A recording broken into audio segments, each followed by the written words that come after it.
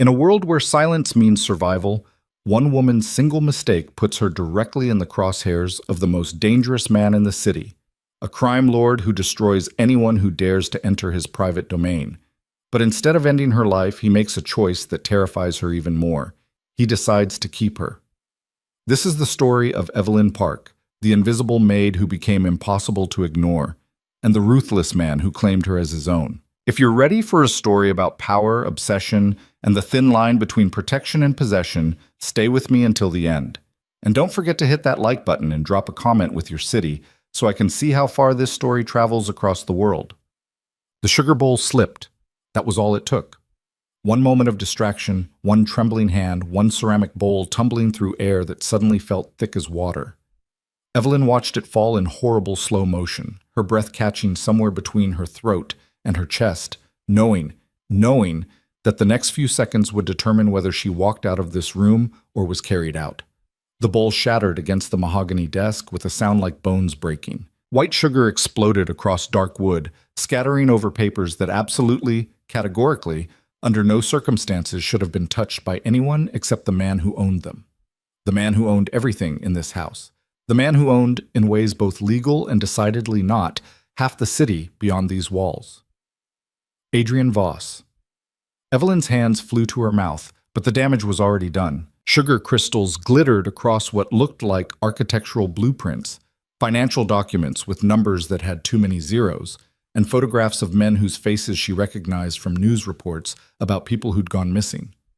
Her heart slammed against her ribs so hard she thought they might crack. "I'm sorry," she whispered to the empty office, even though sorry wouldn't mean anything. Sorry didn't unspill sugar from confidential files. Sorry didn't make you invisible again once you'd been catastrophically, irreversibly seen. Her first instinct was to run. Just leave it, walk out, disappear into the maze of hallways, and hope that somehow this would be blamed on someone else. Anyone else. But her hands were already moving, already trying to brush the sugar away from the papers, which only made it worse because now her fingerprints were on documents that probably detailed things people died for knowing about. "Stop." The voice came from the doorway, low, controlled, and absolutely lethal in its calmness. Evelyn froze, her fingers still touching the edge of a photograph, sugar stuck to her skin like evidence. She didn't turn around. Couldn't. Every survival instinct she'd honed over 3 years of working in this house screamed at her to stay perfectly still, to make herself as small as possible, to become the invisible girl she'd always been. The girl who cleaned rooms so thoroughly that no one remembered she'd been there. The girl who moved through hallways like a ghost, never making eye contact, never speaking unless spoken to, never, ever drawing attention. That girl was dead now, killed by a sugar bowl in her own clumsy hands. Turn around. It wasn't a request. Adrian Voss didn't make requests. He made statements that sounded like choices until you realized there was only ever one option: obedience. Evelyn turned slowly, keeping her eyes down. She'd seen Adrian before, of course. Glimpses as she cleaned hallways he walked through, brief moments when she'd been in a room he'd entered and she'd made herself invisible against the walls. But she'd never looked at him directly, never had his attention focused on her like a spotlight she couldn't escape. She looked now. She had to. He stood in the doorway of his private office, 6 feet of controlled violence in a suit that probably cost more than she made in a year. Dark hair pushed back from a face that was handsome in the way that predators were beautiful, sharp angles and harder edges, with eyes so dark they looked black in the afternoon light streaming through the windows. He was 35, maybe 36, young for the kind of power he wielded, which meant he'd climbed over bodies to get where he was. Those black eyes tracked over her now, taking inventory. Evelyn felt exposed in her maid's uniform, the simple black dress and white apron that marked her as part of the house, but not part of the world. Her dark hair was pulled back in a bun so tight it gave her headaches. Her hands were red from cleaning solutions. She was 24 years old and she'd never felt smaller. "Your name," Adrian said. "Evelyn Park." Her voice came out barely above a whisper. "I'm so sorry, Mr. Voss. I was just—" The sugar bowl slipped, and I tried to clean it, but I made it worse, and I know I shouldn't have been near your desk, but I was dusting and— "How long have you worked here?" The question cut through her rambling. Evelyn swallowed. 3 years, sir. Something flickered across his face. Surprise, maybe, or interest. It was gone too quickly to read. 3 years, he repeated, moving into the room with steps that were too quiet for a man his size. And I've never noticed you before. That was the point. That was the entire survival strategy. Don't be noticed, don't be remembered, don't be anything except a pair of hands that cleaned and a body that took up as little space as possible. I keep to myself, sir, Evelyn said, which was possibly the most obvious statement she'd ever made. Adrian circled his desk, looking at the sugar-covered documents. He picked up one of the photographs. A man in an expensive suit standing next to a shipping container, and studied it like the sugar crystals clinging to the edges were personally offensive. Then he set it down and looked at her again. Do you know what these papers are, Evelyn? She shook her head quickly. No, sir. I didn't read them. I wouldn't. But you saw them. Yes, but I didn't. I won't say anything. I don't talk to anyone. I'll forget everything I saw. The words tumbled out desperately. Please, I need this job. My mother, she's sick, and the medical bills. Your mother, Adrian interrupted, his voice still that terrible calm. What's wrong with her? The question caught Evelyn off guard. She'd expected threats, maybe violence, possibly the kind of disappearance that the men in those photographs had probably experienced. She hadn't expected interest. Stage 3 cancer, she heard herself say. Ovarian. The treatments are expensive and insurance doesn't cover everything, and I'm sending money home for... She stopped, realizing she was oversharing, giving information to a man who could use it as a weapon. I'm sorry, that's not relevant. It's relevant if it explains why you're working yourself to exhaustion, Adrian said, and there was something in his voice now that Evelyn couldn't identify. Not quite sympathy, not quite manipulation. Something in between. You're trembling. She was. Her whole body was shaking like she had a fever. Fear, adrenaline, exhaustion, all of it combining into a physical reaction she couldn't control. Adrian moved around the desk, and Evelyn's instinct was to back away, but she forced herself to stay still. Running would be worse. Running would activate whatever predator instincts drove a man like Adrian Voss. He stopped 2 feet away from her, close enough that she could smell his cologne, something dark and expensive that probably had a French name she couldn't pronounce, close enough to kill her without breaking a sweat. Look at me, he said. Evelyn raised her eyes. It felt like the hardest thing she'd ever done. His face was unreadable, but his eyes were doing something she didn't understand, studying her, really seeing her, not as a maid or a mistake, but as a person. It was more unsettling than if he'd just fired her on the spot. You're not going to lose your job, Adrian said finally. Relief hit Evelyn so hard her knees almost buckled. Thank you, she breathed. Thank you so much. I promise I'll never... You're not going to lose your job, he continued, as if she hadn't spoken. Because you're not going to be a maid anymore. The relief evaporated, replaced by confusion and a new kind of fear. I don't understand. Starting tomorrow, you'll work directly for me, personal assistant. You'll be available whenever I need you, you'll handle tasks I assign you, and you'll be compensated accordingly. He named a salary that was triple what she currently made, enough to cover her mother's treatments and then some. It sounded like a gift. It felt like a trap. Mr. Voss, I'm not qualified to... I'm not asking if you're qualified. I'm telling you what's going to happen. Adrian pulled a phone from his pocket, sleek, black, probably worth more than her car, and held it out. Take this. My number is already programmed. You'll be reachable at all times. Evelyn stared at the phone like it was a live grenade. Why? The question escaped before she could stop it, and she immediately wanted to take it back. You didn't question Adrian Voss. You didn't ask why when he gave you orders. You just obeyed and hoped you lived to see tomorrow. But instead of anger, something almost like amusement crossed his face. Because you've been invisible for 3 years, Evelyn, and the moment you became visible, you became interesting. Now take the phone. She took it. The metal was warm from his pocket, and it felt heavier than it should have. Go home, Adrian said, stepping back. Rest. Tomorrow morning, be here at 7. Someone will show you where my private office is. The real one, not this. He gestured at the room around them dismissively. Don't be late. Yes, sir. Evelyn backed toward the door, still holding the phone, her mind spinning with questions she didn't dare ask. When she reached the hallway, she finally turned and walked quickly toward the servants' stairs, her heart still racing. She didn't understand what had just happened. Didn't understand why Adrian Voss had looked at a clumsy maid who'd spilled sugar on his confidential files and decided to promote her instead of disappear her. Didn't understand what he wanted from her or why his eyes had looked at her like she was a puzzle he intended to solve. But she understood one thing with absolute clarity. Her life had just changed in ways she couldn't begin to predict, and the man who'd changed it was the most dangerous person she'd ever met. The next morning arrived too quickly. Evelyn hadn't slept. She'd spent the night staring at the phone Adrian had given her, watching the screen light up twice with messages that just said 7 a.m. and don't forget. Like she could possibly forget. Like she could think about anything else. She'd stood in front of her tiny apartment's bathroom mirror for 30 minutes, trying to figure out what a personal assistant to a crime lord wore. The maid uniform was out. She'd been explicitly told her position had changed, but she didn't own anything remotely professional.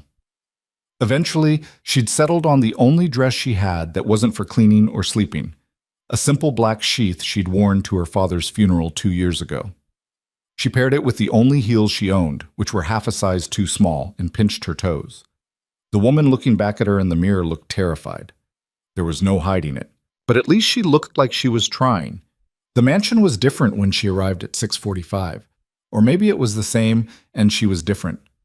The grand foyer with its marble floors and crystal chandelier had always seemed impressive in an impersonal way, beautiful but untouchable, like a museum. Now it felt like the entrance to something dangerous. Ms. Park. Evelyn turned to find a woman in her 50s dressed impeccably in a navy suit, watching her with an expression that gave nothing away. Not friendly, not hostile, just assessing. "I'm Patricia Nguyen, Mr. Voss's chief of staff. I'll be showing you to your new workspace and explaining your duties." Patricia's voice was crisp, efficient, with the faintest trace of an accent that suggested she'd been speaking English longer than she'd been alive, but it wasn't her first language. "Follow me, please." They walked through hallways Evelyn had cleaned 100 times, but instead of taking the servants' corridors, Patricia led her through the main house, past rooms with doors that were always closed, past artwork that was probably stolen from museums, past windows that looked out over gardens maintained by people Evelyn used to work alongside. "The rules are simple," Patricia said as they walked. "Mr. Voss values discretion above all else. What you see in his office, what you hear in his meetings, what you learn about his business, none of it leaves this building. You don't discuss it with other staff, you don't mention it to family or friends. You don't write it in a diary or text it to your mother. You simply don't speak about it. Do you understand?" "Yes, ma'am." Mr. Voss also values punctuality. When he tells you to be somewhere at a specific time, you're there 5 minutes early. Not on time. Early. "Yes, ma'am." And finally, Mr. Voss values honesty. If you make a mistake, you tell him immediately. If you don't know something, you admit it. If you're uncomfortable with a task, you voice that concern. What he will not tolerate is deception or incompetence, disguised as confidence. They stopped in front of a door that looked identical to a dozen others, except this one had a numeric keypad instead of a traditional lock. Patricia entered a code, and the door clicked open. "This is Mr. Voss's private office," she said, gesturing Evelyn inside. "Your desk is there." The office was massive, easily 3 times the size of the room where Evelyn had spilled sugar yesterday. Floor-to-ceiling windows looked out over the city, giving a view that probably cost more than her entire apartment building. The furniture was modern and minimal, a desk that looked like a single piece of carved black stone, leather chairs that resembled thrones, and built-in shelving that held books in languages Evelyn couldn't read. Her desk, apparently her desk now, sat in an alcove near the windows.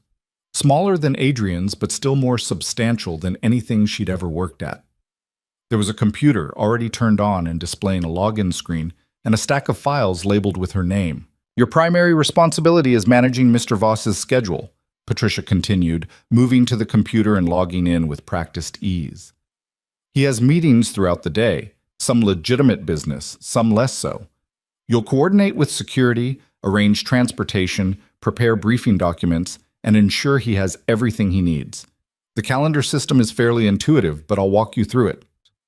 For the next 20 minutes, Patricia explained systems and protocols with the efficiency of someone who'd done this before, multiple times.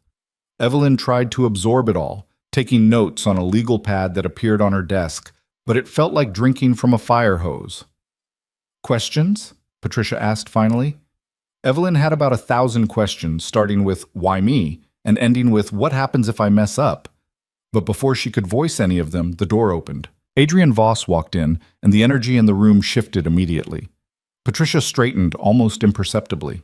Evelyn's hand tightened around her pen. The air itself seemed to compress, like the space had to make room for him.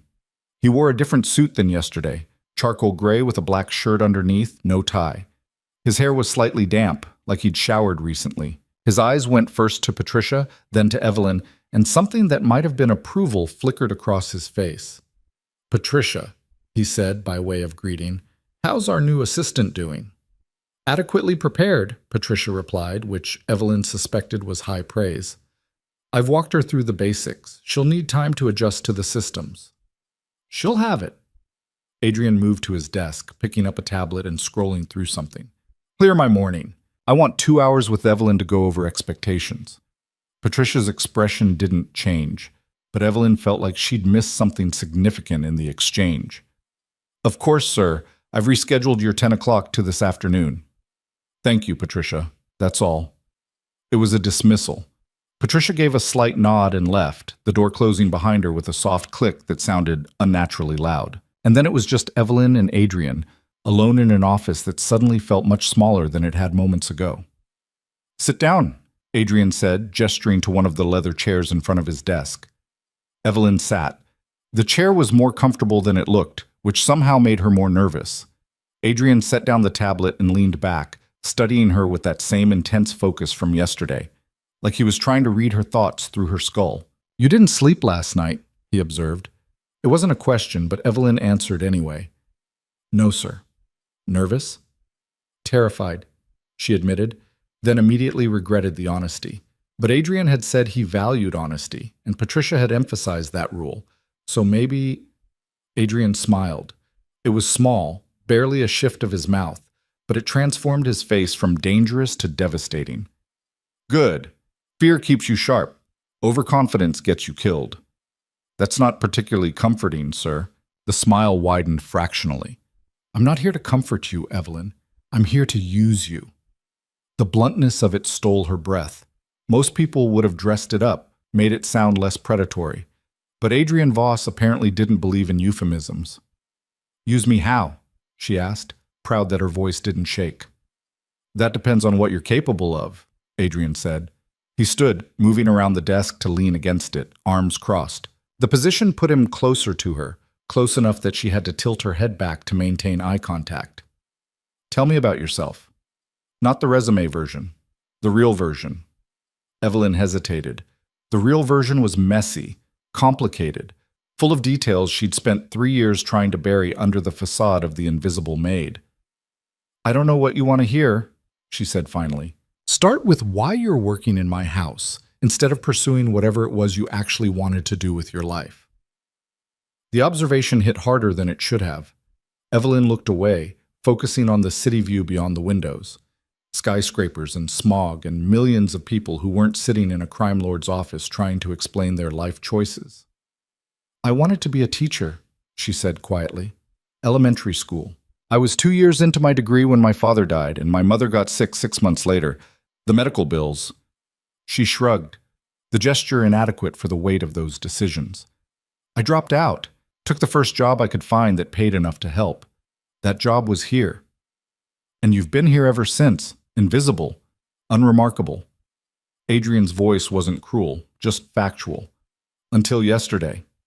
"Until yesterday," Evelyn agreed. "Do you know why I didn't fire you?" Adrian asked. "Or worse?" She met his eyes again. "No, sir. I've been trying to figure that out. Because everyone else in this house looks at me with either fear or calculation. They're afraid of what I'll do to them, or they're calculating what they can get from me. But you..." He tilted his head slightly, like she was a specimen under a microscope. "You looked at me with something else. Curiosity, maybe, or defiance." "I don't think I was defiant. You asked why. Adrian interrupted. When I told you what was going to happen, you asked why. No one asks me why, Evelyn. They just obey and hope they survive the experience. But you wanted to understand. Evelyn didn't know what to say to that. She had asked why. It had been stupid and impulsive and potentially suicidal, but she'd done it anyway. I need people around me who can think, Adrian continued. Not just follow orders, but understand the reasons behind them. Patricia is excellent at executing plans, but she doesn't question the plans themselves. My security team is loyal and effective, but they're not strategists. He paused, seeming to choose his words carefully. You're smart enough to see patterns, but inexperienced enough that you haven't learned to hide what you're thinking. That makes you useful. Useful how? Evelyn asked again. We'll find out. Adrian pushed off from the desk and returned to his chair. For now, your job is to observe and learn. You'll sit in on meetings, take notes, and tell me what you notice. You'll review documents and flag anything that seems inconsistent or concerning. You'll interact with people who come through this office and report on their behavior. Think of yourself as my external processor. I need your perspective because you're not embedded in this world yet. You're still capable of being shocked by things that I've become numb to. It made sense, in a twisted way. An outsider's view could catch things that insiders missed, but it also meant Evelyn would be exposed to aspects of Adrian's business that probably should have stayed invisible to her. And if I see something that, she struggled for the right word, that I morally object to? Adrian's expression darkened, but not with anger, with something closer to respect. Then you tell me that you morally object to it. I might disagree with your assessment. I might do it anyway. But I want to know what you think. Why? The question escaped again, that dangerous curiosity. Because power without perspective is just tyranny, Adrian said simply. And I'm trying very hard not to become the monster everyone already thinks I am. The admission hung in the air between them, too honest and too revealing. Evelyn didn't know how to respond to it, didn't know if she was supposed to. The tablet on Adrian's desk buzzed. He glanced at it, and whatever he saw there made his jaw tighten. We have a problem, he said, standing. Come with me. Sir? Your education starts now, Evelyn. You wanted to understand? Pay attention. He strode toward the door, and Evelyn scrambled to follow, her two small heels clicking against polished floors as she tried to keep pace. They moved through the mansion quickly, descending stairs that led to levels Evelyn had never been allowed to access. Security knotted them through checkpoints. Doors unlocked at Adrian's approach. They ended up in what looked like a conference room, but darker, windowless, with a table surrounded by men who all looked like they'd killed people and would happily do it again. Adrian took the seat at the head of the table. Evelyn stood behind him, trying to make herself invisible again through sheer force of will. Report, Adrian said. One of the men, scarred face, military bearing, spoke first. Shipment was intercepted at the port. Feds got there before our people did. 3 containers seized, 2 drivers in custody. How did they know? Adrian's voice was dangerously quiet. We're investigating, but it looks like someone talked. Someone inside. The temperature in the room dropped 10 degrees. Evelyn felt it, that shift from tense to lethal. Find them, Adrian said. I want a name by end of day. Sir? The scarred man hesitated. There's more. Your brother called. Adrian's hand resting on the table curled into a fist. What did Marcus want? To remind you about dinner tomorrow night. Said it's important family business. Of course it is. Adrian's voice was acid. Tell Marcus I'll be there, and make sure our guest list is updated. I want eyes on everyone in that room. The meeting continued, moving through logistics and problems that Evelyn only half understood. Shipments and territories and names of people who were probably already dead but didn't know it yet. She took notes on the legal pad she'd brought, her hand moving automatically while her mind tried to process the reality of what she was witnessing. This wasn't business. This was war conducted in conference rooms instead of battlefields. When the meeting finally ended and the men filed out, Adrian remained seated, staring at the empty table like it held answers he couldn't find. Your thoughts, he said without looking at her. Evelyn swallowed. You have a traitor in your organization. Obviously. And you're going to kill them when you find them. Obviously. Your brother is either part of the problem or trying to exploit it for his own benefit. Now Adrian did look at her, something sharp and pleased in his eyes. Go on. He called about a family dinner, which you clearly don't want to attend, but he framed it as important family business. That's either a power play or a warning. Either way, he's using the situation to his advantage. Evelyn paused, then took a risk. You don't trust him. I don't trust anyone, Adrian corrected. But you're right that Marcus is a problem. He's been a problem since we were children, and he'll be a problem until one of us is dead. He stood, buttoning his suit jacket. Tomorrow night's dinner will be interesting. You'll attend with me. Evelyn blinked. Sir? You'll attend as my assistant. Take notes, observe the guests, and tell me later what you saw.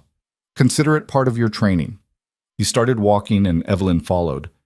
We'll need to get you something appropriate to wear. Patricia will arrange it. They were back in the elevator, rising toward the main house, when Evelyn found her voice again. Mr. Voss, I don't think I'm qualified to... You're qualified to observe and report. That's all I'm asking. The elevator doors opened and Adrian stepped out. Go home, Evelyn. Rest. Tomorrow is going to be challenging for both of us. It was a dismissal, clear and final. Evelyn nodded and turned toward the exit, her mind already spinning with everything she'd learned and everything she still didn't understand. She was almost to the front door when Adrian's voice stopped her. Evelyn. She turned. He stood in the middle of the foyer, hands in his pockets, looking at her with an expression she couldn't read. You did well today, he said. Better than I expected. The praise hit her like a physical thing, warm and unexpected. She didn't know what to do with it. Thank you, sir, she managed. Adrian nodded once, then turned and walked away, disappearing into the depths of his mansion like a king returning to his throne. Evelyn left, stepping out into afternoon sunlight that felt surreal after the darkness of the conference room. Her hands were shaking again, but this time it wasn't just fear. It was adrenaline, excitement, the terrible thrill of standing at the edge of something dangerous and choosing to lean forward instead of stepping back. She pulled out the phone Adrian had given her and saw a new message waiting. Tomorrow, 7 p.m. Wear something that makes you feel powerful. We're going into battle. AV. Evelyn stared at the message until the screen went dark, then slipped the phone back into her pocket and started walking toward her car. Her two small heels pinched her feet with every step, a reminder that she wasn't built for this world. But maybe, she thought, she could learn to be. The dress Patricia sent over was black, which Evelyn had expected, but the similarity to anything she'd ever worn ended there. It was silk that moved like water, with a neckline that was modest enough to be professional, but cut in a way that suggested she had a body under the fabric instead of just existing as a mobile coat hanger. The hem fell just above her knees, and when she turned in front of her apartment's cheap, full-length mirror, the fabric caught the light in ways that made her look like someone who belonged at expensive dinners instead of cleaning up after them. The shoes that came with it actually fit. Heels high enough to put her closer to Adrian's eye level, but stable enough that she wouldn't break an ankle trying to navigate marble floors. And there was jewelry, simple pearl earrings, and a thin gold bracelet that probably cost more than her monthly rent. Evelyn put it all on and barely recognized herself.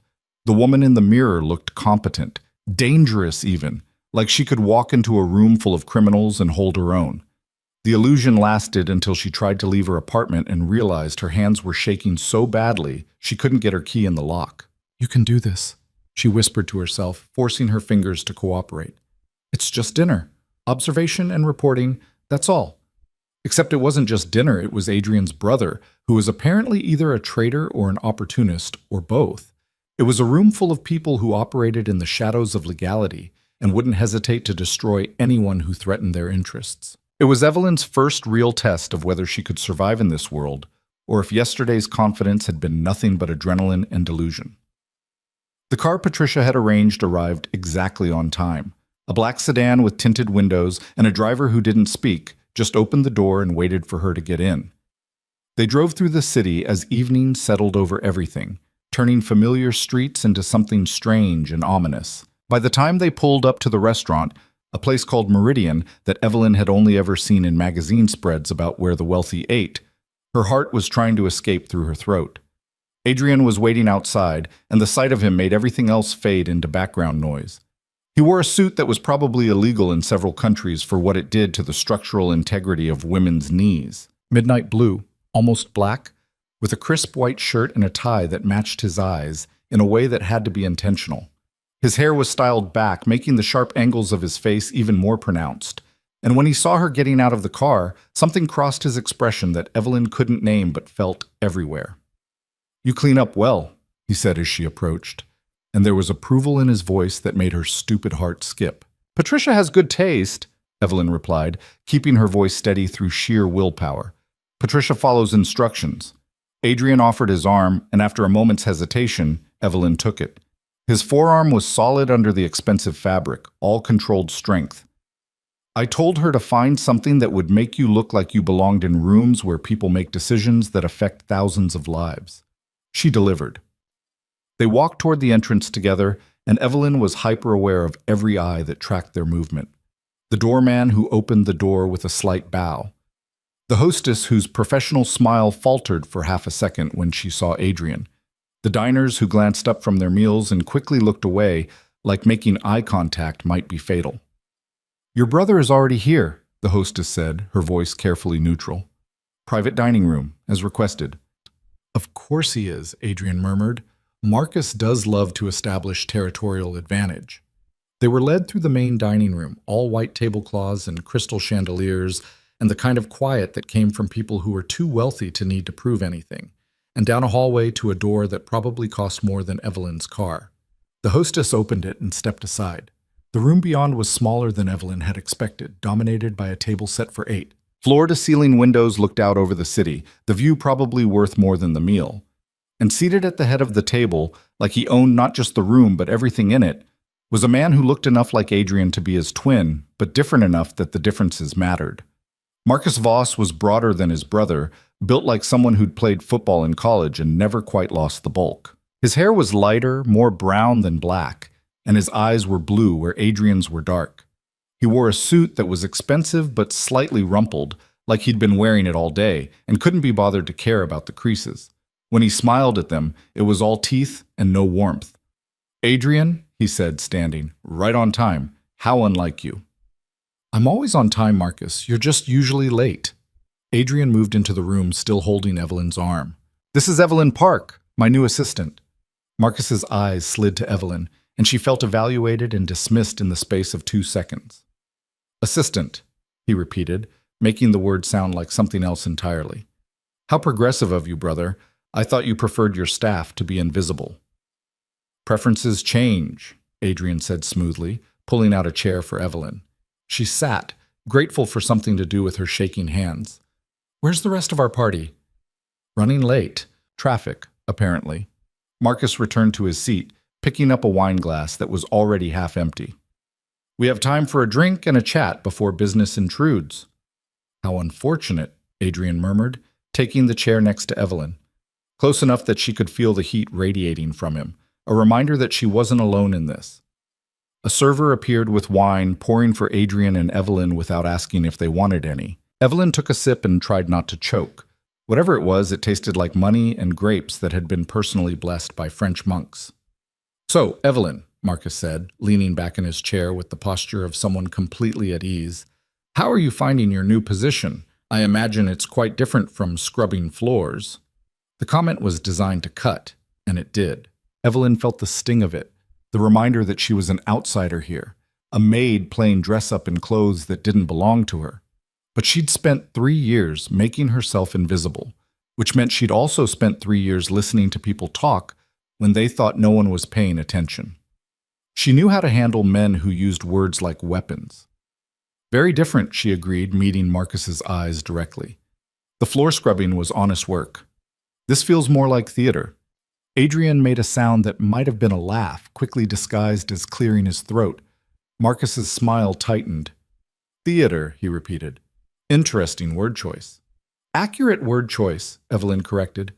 She could feel Adrian's attention on her, assessing, but she didn't look at him. Kept her focus on Marcus, who was watching her now with something closer to actual interest. Everyone performing their role, saying their lines, pretending the stage isn't held up by scaffolding that could collapse at any moment.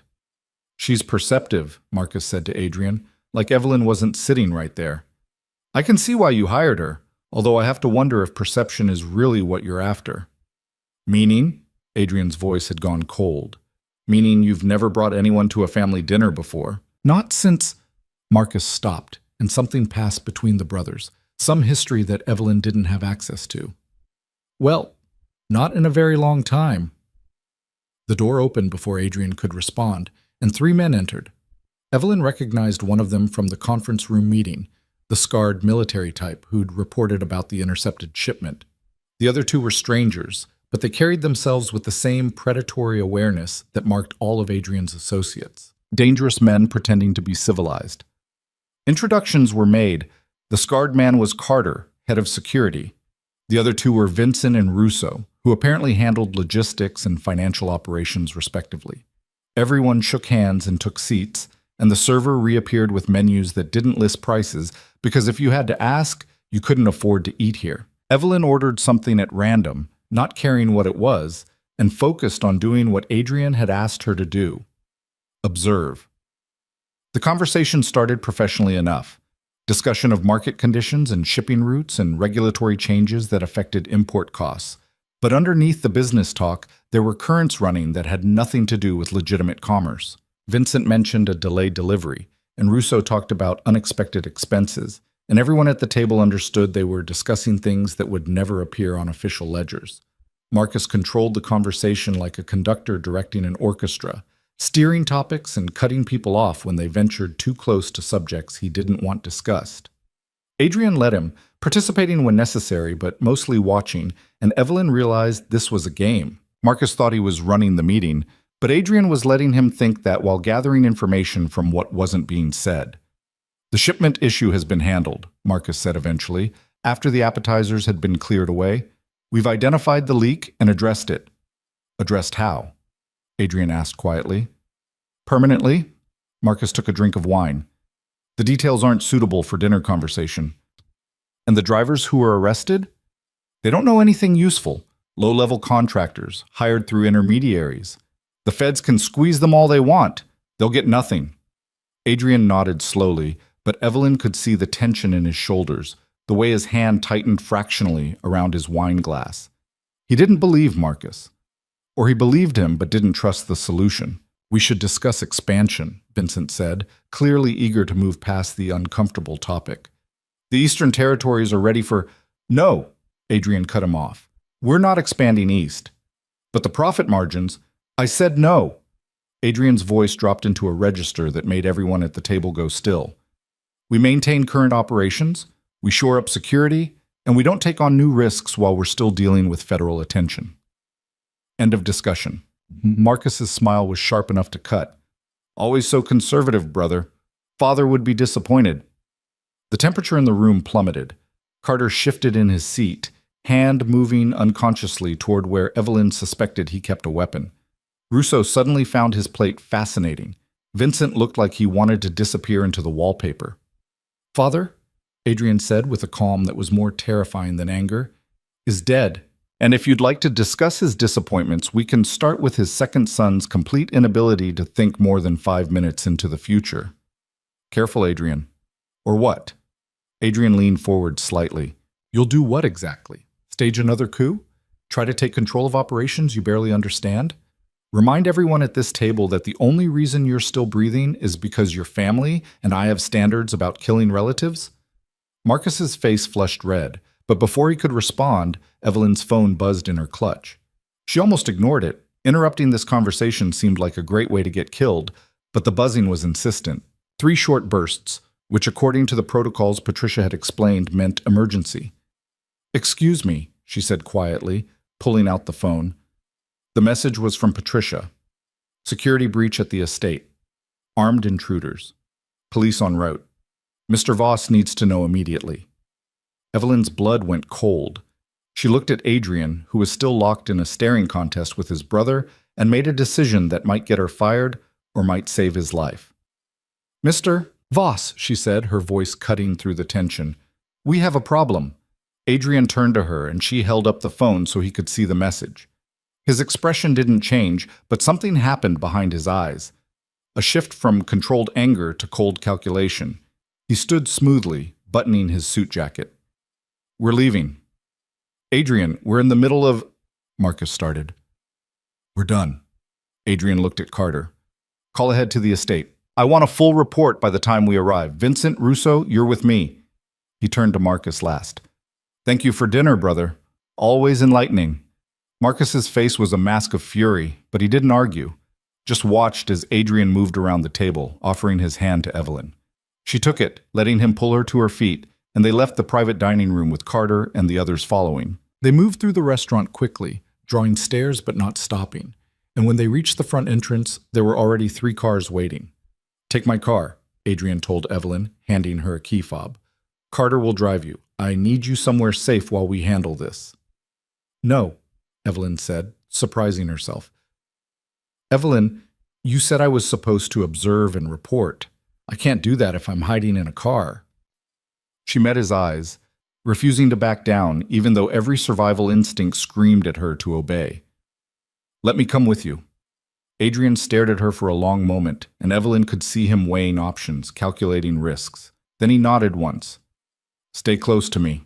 Do exactly what I say when I say it. Understood?" "Yes, sir."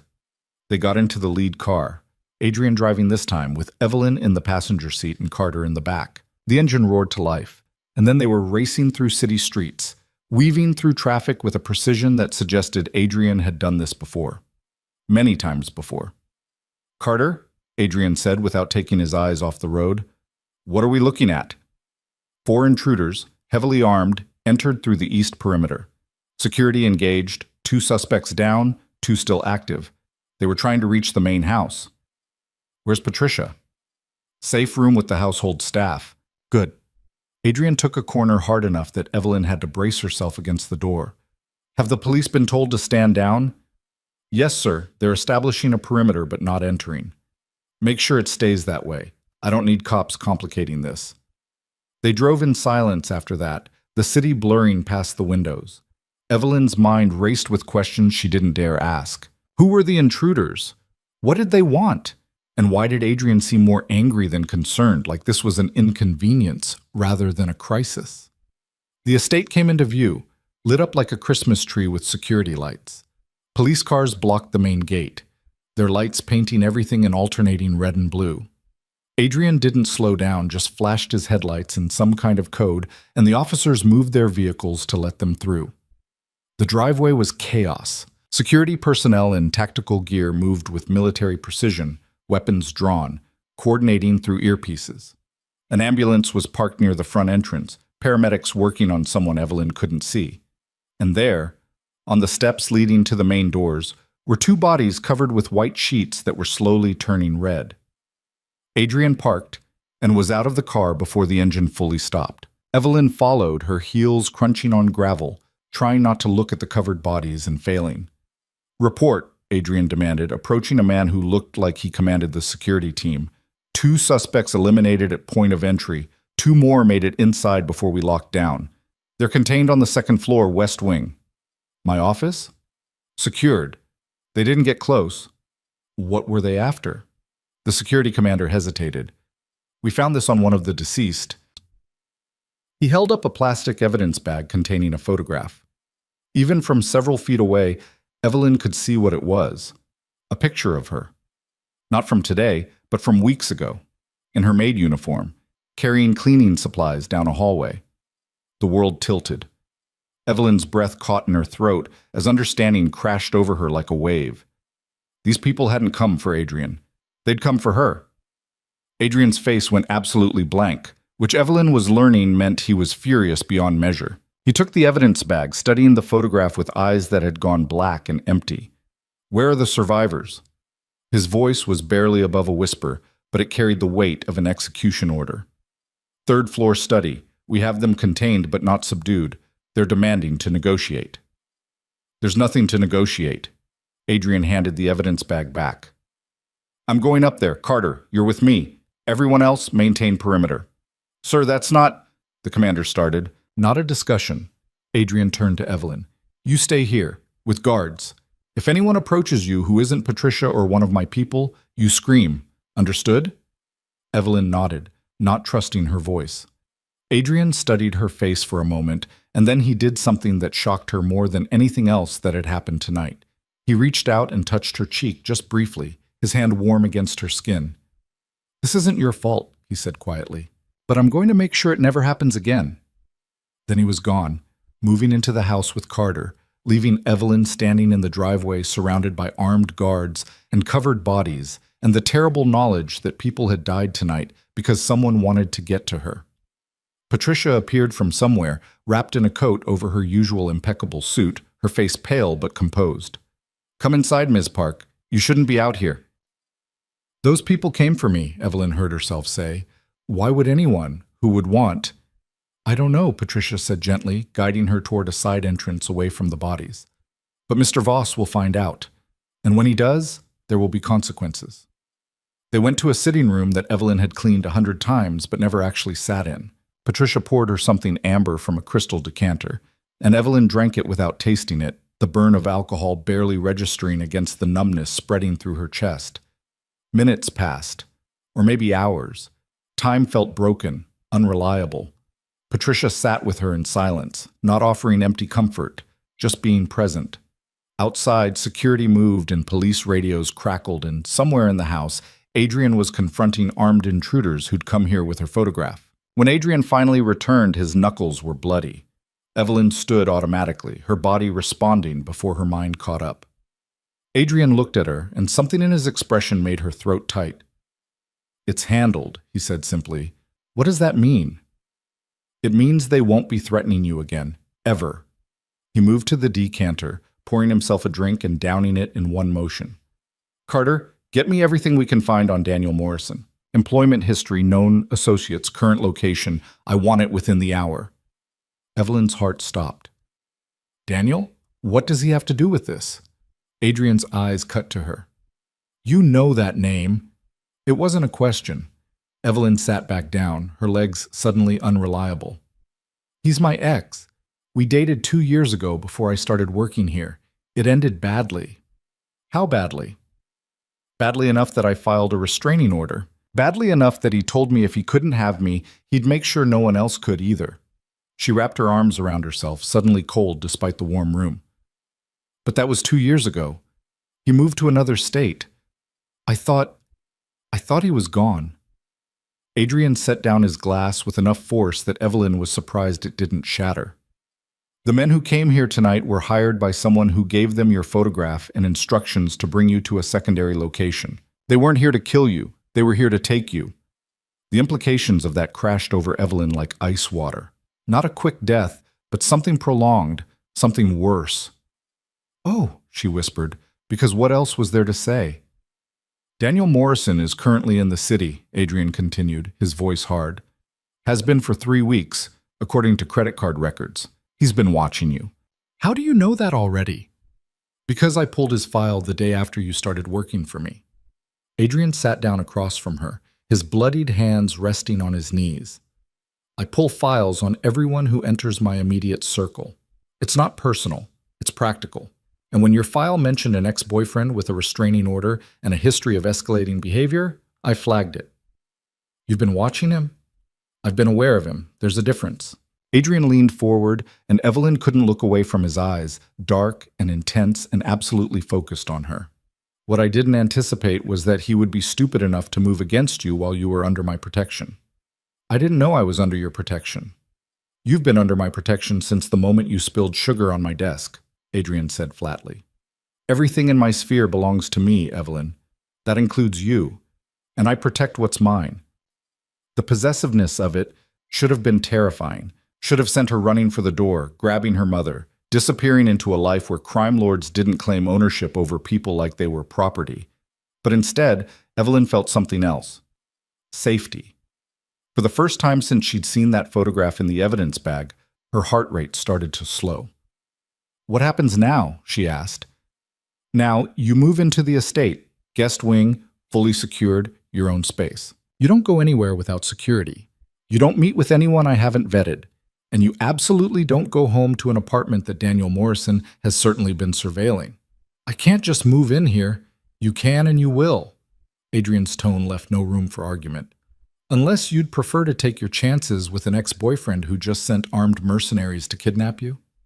Evelyn closed her eyes. When she opened them again, Adrian was still watching her with that unwavering focus. My mother, she said. She's in a care facility. If he knows where I live, he knows where she is. Already handled. I've had security stationed there since the breach was reported. She's safe. Adrian stood, buttoning his suit jacket despite the bloodstains on his knuckles. Patricia will show you to your rooms and provide everything you need. Try to sleep. Tomorrow we deal with Daniel Morrison. Deal with him how? Adrian's smile was cold enough to freeze blood. However I decide is appropriate. He left, and Evelyn sat in the sitting room, staring at the empty doorway and trying to process the fact that her life had just changed again.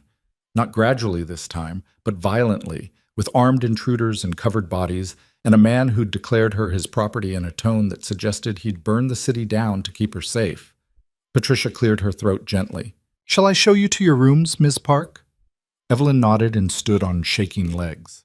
They walked through hallways she knew from cleaning them, but everything looked different now.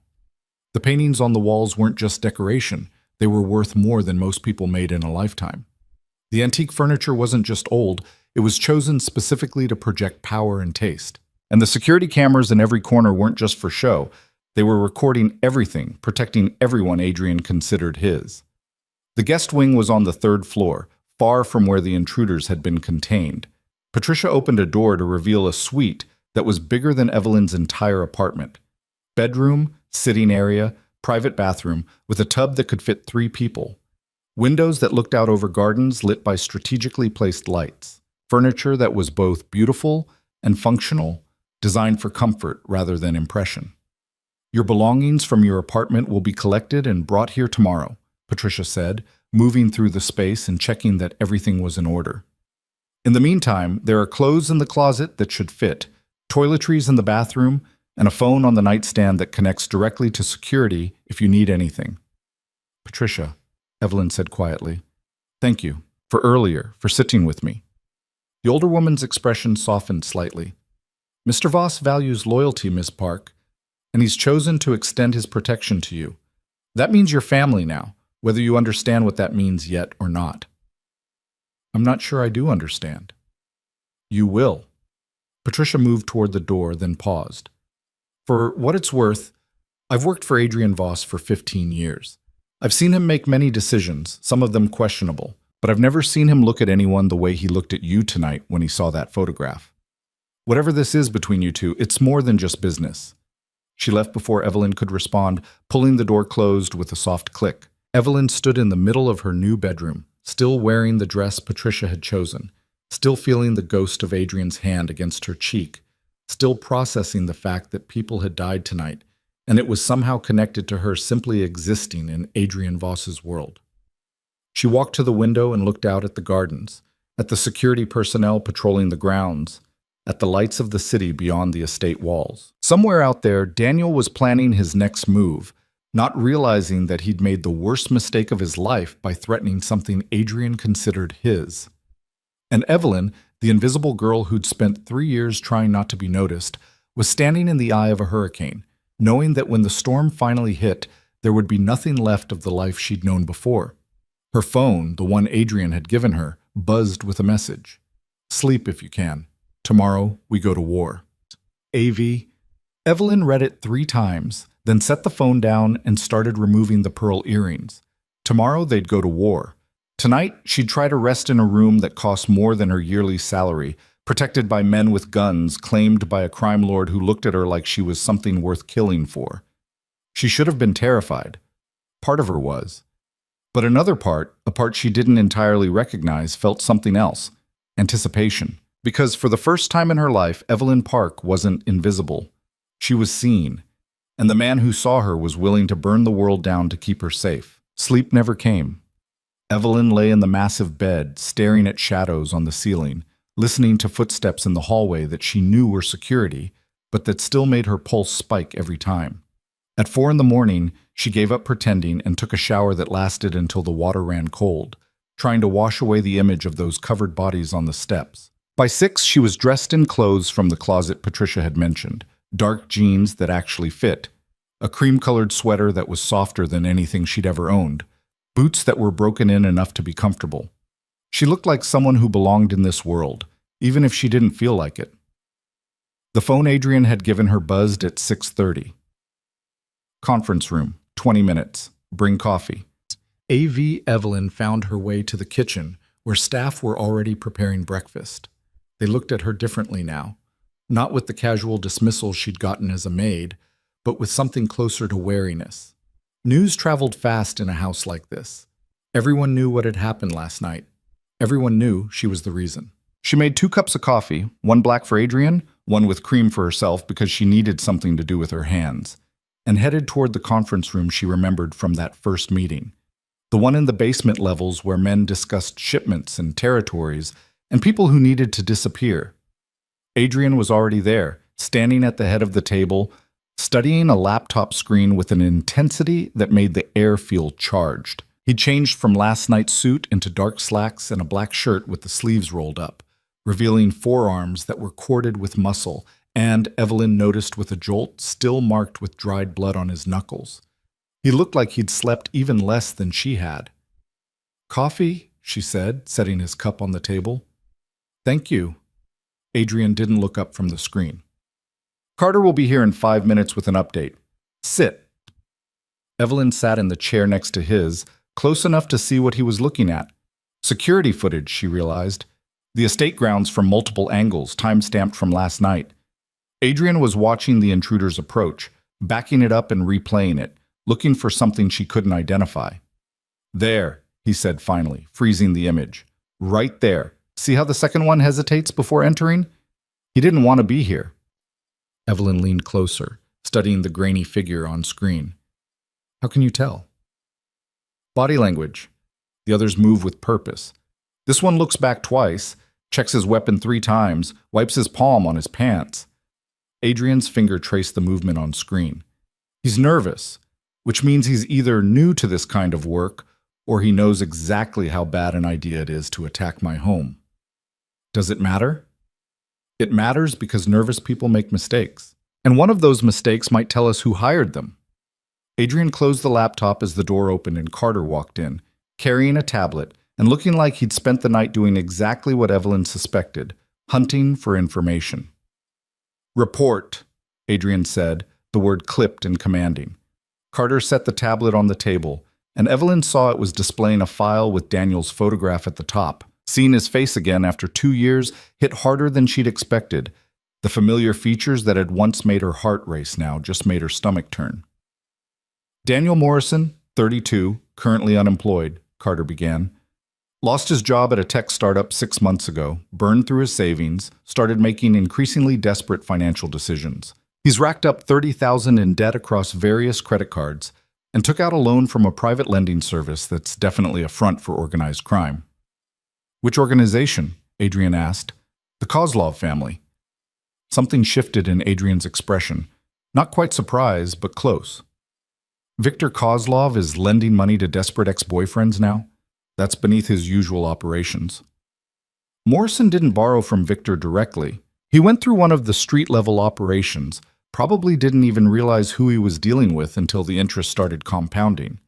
Carter swiped to another screen. "But here's where it gets interesting. Morrison's debt was purchased 3 weeks ago by an unnamed buyer.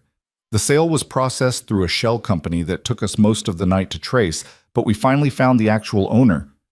Adrian's jaw tightened. "Marcus." Evelyn's head snapped up. "Your brother bought Daniel's debt?" "My brother," Adrian said, his voice cold enough to frost glass, "has apparently decided that subtlety is no longer necessary." He looked at Carter. "Where's Morrison now?" "We tracked him to a motel on the east side. Low rent, cash only, the kind of place that doesn't ask questions. We have eyes on him, but he hasn't moved since he checked in last night." "He's waiting for instructions," Adrian said. "Marcus told him the attack would work, promised him something in exchange for going after Evelyn. When it failed, Morrison probably went into hiding, hoping Marcus would fix it." "Why would Marcus do this?" Evelyn asked, her voice sharper than she intended. "What does he gain from having me kidnapped?" Adrian looked at her, and there was something in his eyes that made her chest tight. "Leverage. Marcus has been trying to take control of family operations since our father died. He can't do it through force because I have the loyalty of everyone who matters. He can't do it through legal means because the business structure doesn't allow for it. So he's trying to do it through pressure points. You became one of those pressure points the moment I brought you to that dinner. Because you brought your assistant to a family meeting, Evelyn said slowly, understanding dawning, which suggested I was more than just an assistant. Marcus isn't subtle, but he's not stupid. He saw how I looked at you, how I reacted when he tried to dismiss you. He recognized it for what it was. And what was it? The question came out before Evelyn could stop it, too direct, too personal for a conversation that was supposed to be about strategy. Adrian held her gaze for a long moment. A weakness he thought he could exploit. The admission hung between them, heavy with implications. Evelyn wanted to ask what he meant by that, wanted to understand what exactly she was to Adrian Voss beyond an employee or a responsibility. But Carter was still standing there, waiting, and the tablet still showed Daniel's face, and there were bigger problems to solve. "What's the plan?" she asked instead. "We collect Morrison," Adrian said, turning back to Carter. Quietly. No police, no public confrontation. I want him brought here, and I want it done in a way that doesn't alert Marcus that we know about his involvement. "And then?" Carter asked. "Then Morrison and I are going to have a conversation about the choices he's made and the consequences he's about to face." Adrian's voice was soft, which somehow made it more terrifying. "After that, we deal with my brother." "Sir, if you move against Marcus directly, I'm not moving against him directly. Not yet." Adrian stood, rolling his shoulders like he was preparing for a fight. "But I'm going to make it very clear that Evelyn is off limits. To him, to Morrison, to anyone else who thinks they can use her to get to me." "How?" Evelyn asked. Adrian looked at her and she saw calculation in his eyes, strategy forming. "There's a charity gala tonight. Annual event. All of the city's elite, the kind of party where deals are made and alliances are formed. Marcus will be there. Everyone who matters will be there. And you're going to be there with me, wearing something that makes it impossible for anyone to miss you, standing at my side like you belong there. Which you do." "You want to make a statement," Evelyn said. "I want to make it clear that you're under my protection, that anyone who touches you answers to me, that Marcus's little gambit didn't work, and he's lost whatever advantage he thought he'd gained." Adrian moved closer, and Evelyn had to tilt her head back to maintain eye contact. "Can you do that? Walk into a room full of people who'll be evaluating every move you make, judging whether you're worthy of standing next to me?" 2 days ago, Evelyn would have said no. 2 days ago, she'd been the invisible maid who kept her head down and her mouth shut. But that woman had died the moment sugar spilled across confidential files. And the person who'd emerged from those ruins was still figuring out who she was, but knew one thing with certainty. She was tired of being afraid. "Yes," she said, "I can do that." Something like approval flickered across Adrian's face. "Good. Patricia will handle your dress and preparation. I need you ready by 7. "What are you going to do?" "I'm going to have that conversation with Morrison." Adrian picked up his coffee, draining it in one long drink. "Carter, let's move. I want him here within the hour." They left, and Evelyn sat alone in the conference room, staring at Daniel's photograph on the abandoned tablet. She should have felt something, fear maybe, or vindication that he was finally going to face consequences for his actions. But all she felt was exhausted. Exhausted from not sleeping, from having her life upended twice in as many days, from the constant adrenaline that came with existing in Adrian's orbit. Her phone buzzed. Patricia, summoning her to the 3rd floor for what the message called preparation. Evelyn stood, left the conference room, and tried not to think about what Adrian meant by conversation, or what Daniel would look like when it was over. Patricia's idea of preparation turned out to involve 3 other women, none of whom Evelyn recognized, and a rolling rack of dresses that looked like they'd been borrowed from a fashion magazine. For the next 4 hours, Evelyn was primped and polished and transformed into someone she barely recognized. Hair styled in loose waves that looked effortless, but had taken an hour to achieve. Makeup that was subtle but dramatic, emphasizing her eyes and cheekbones in ways that made her look older, more sophisticated. Nails painted a deep red that matched the dress Patricia eventually selected. A floor-length gown in crimson silk that hugged every curve, and made Evelyn look dangerous. "You look like you could run an empire," one of the women said as they stepped back to evaluate their work. "Or burn one down," another added with a slight smile. Patricia dismissed them and studied Evelyn with an assessing eye. "How do you feel?" "Like I'm wearing armor," Evelyn admitted. "Good. That's exactly what this is." Patricia adjusted the neckline slightly, making sure it sat perfectly. "Tonight, you're not Evelyn Park, former maid. You're not even Evelyn Park, Adrian's assistant. You're the woman who survived an attack on his estate and emerged stronger. You're the woman he's chosen to stand beside him at the most important social event of the season. Every eye will be on you, every conversation will be about you, and you need to act like you expected nothing less." "No pressure, then." Patricia's lips twitched with something that might have been amusement. "You have better instincts than you give yourself credit for. Trust them. And trust Mr. Voss. He wouldn't put you in this position if he didn't believe you could handle it." There was a knock on the door, and Patricia opened it to reveal Carter, looking uncomfortable in a suit that was probably required for the gala. "Mr. Voss requests Miss Park's presence in his office. Immediately." Evelyn's stomach dropped. "Is something wrong?" "He didn't say, ma'am, just that you should come now." She followed Carter through the mansion, the dress whispering against marble floors, her heart rate climbing with each step. When they reached Adrian's office, the real one, the one she'd been working from, the door was already open. Adrian stood by the windows, looking out at the city, his hands in his pockets. He'd changed into a tuxedo that probably violated several laws regarding how good a man was allowed to look, and when he turned at her entrance, something crossed his face that made her breath catch. "Leave us," he told Carter without taking his eyes off Evelyn. The door closed. They were alone. "Did you talk to Daniel?" Evelyn asked, breaking the silence that stretched between them. "I did." Adrian's voice was neutral, giving nothing away. "Is he alive?" "For now. Whether he stays that way depends on several factors, most of which are outside his control." Adrian moved away from the window, crossing the distance between them until he stood close enough that Evelyn could smell his cologne.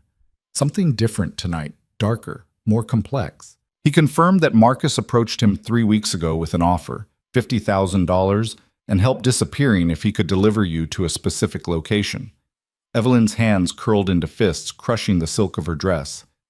"And he agreed." "He agreed because Marcus told him that you'd moved on, that you were sleeping with your boss, that you'd forgotten all about him while he was struggling. Marcus played on Morrison's jealousy and desperation, turned him into a weapon, and pointed him at you."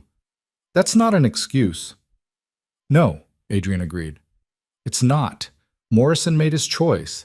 He hired those men, gave them your photograph, planned your abduction. The fact that he was manipulated doesn't absolve him of responsibility." "What are you going to do with him?" Adrian was quiet for a moment, studying her face like he was trying to read her thoughts. "What do you want me to do with him?" The question caught Evelyn off guard. She'd expected Adrian to make this decision on his own, to handle Daniel the way he handled every other problem, with swift, brutal efficiency. She hadn't expected to be given a choice. "I don't know," she said honestly. "Part of me wants him to suffer, to feel even a fraction of the fear he tried to inflict on me. But another part just wants him gone, erased, so far away that I never have to think about him again." "Both are possible." "I know." Evelyn met Adrian's eyes. "What would you do if I wasn't involved, if this was just business?" "If this was just business, Morrison would already be dead. He attacked my home, threatened my people, worked with my enemy. That's 3 death sentences."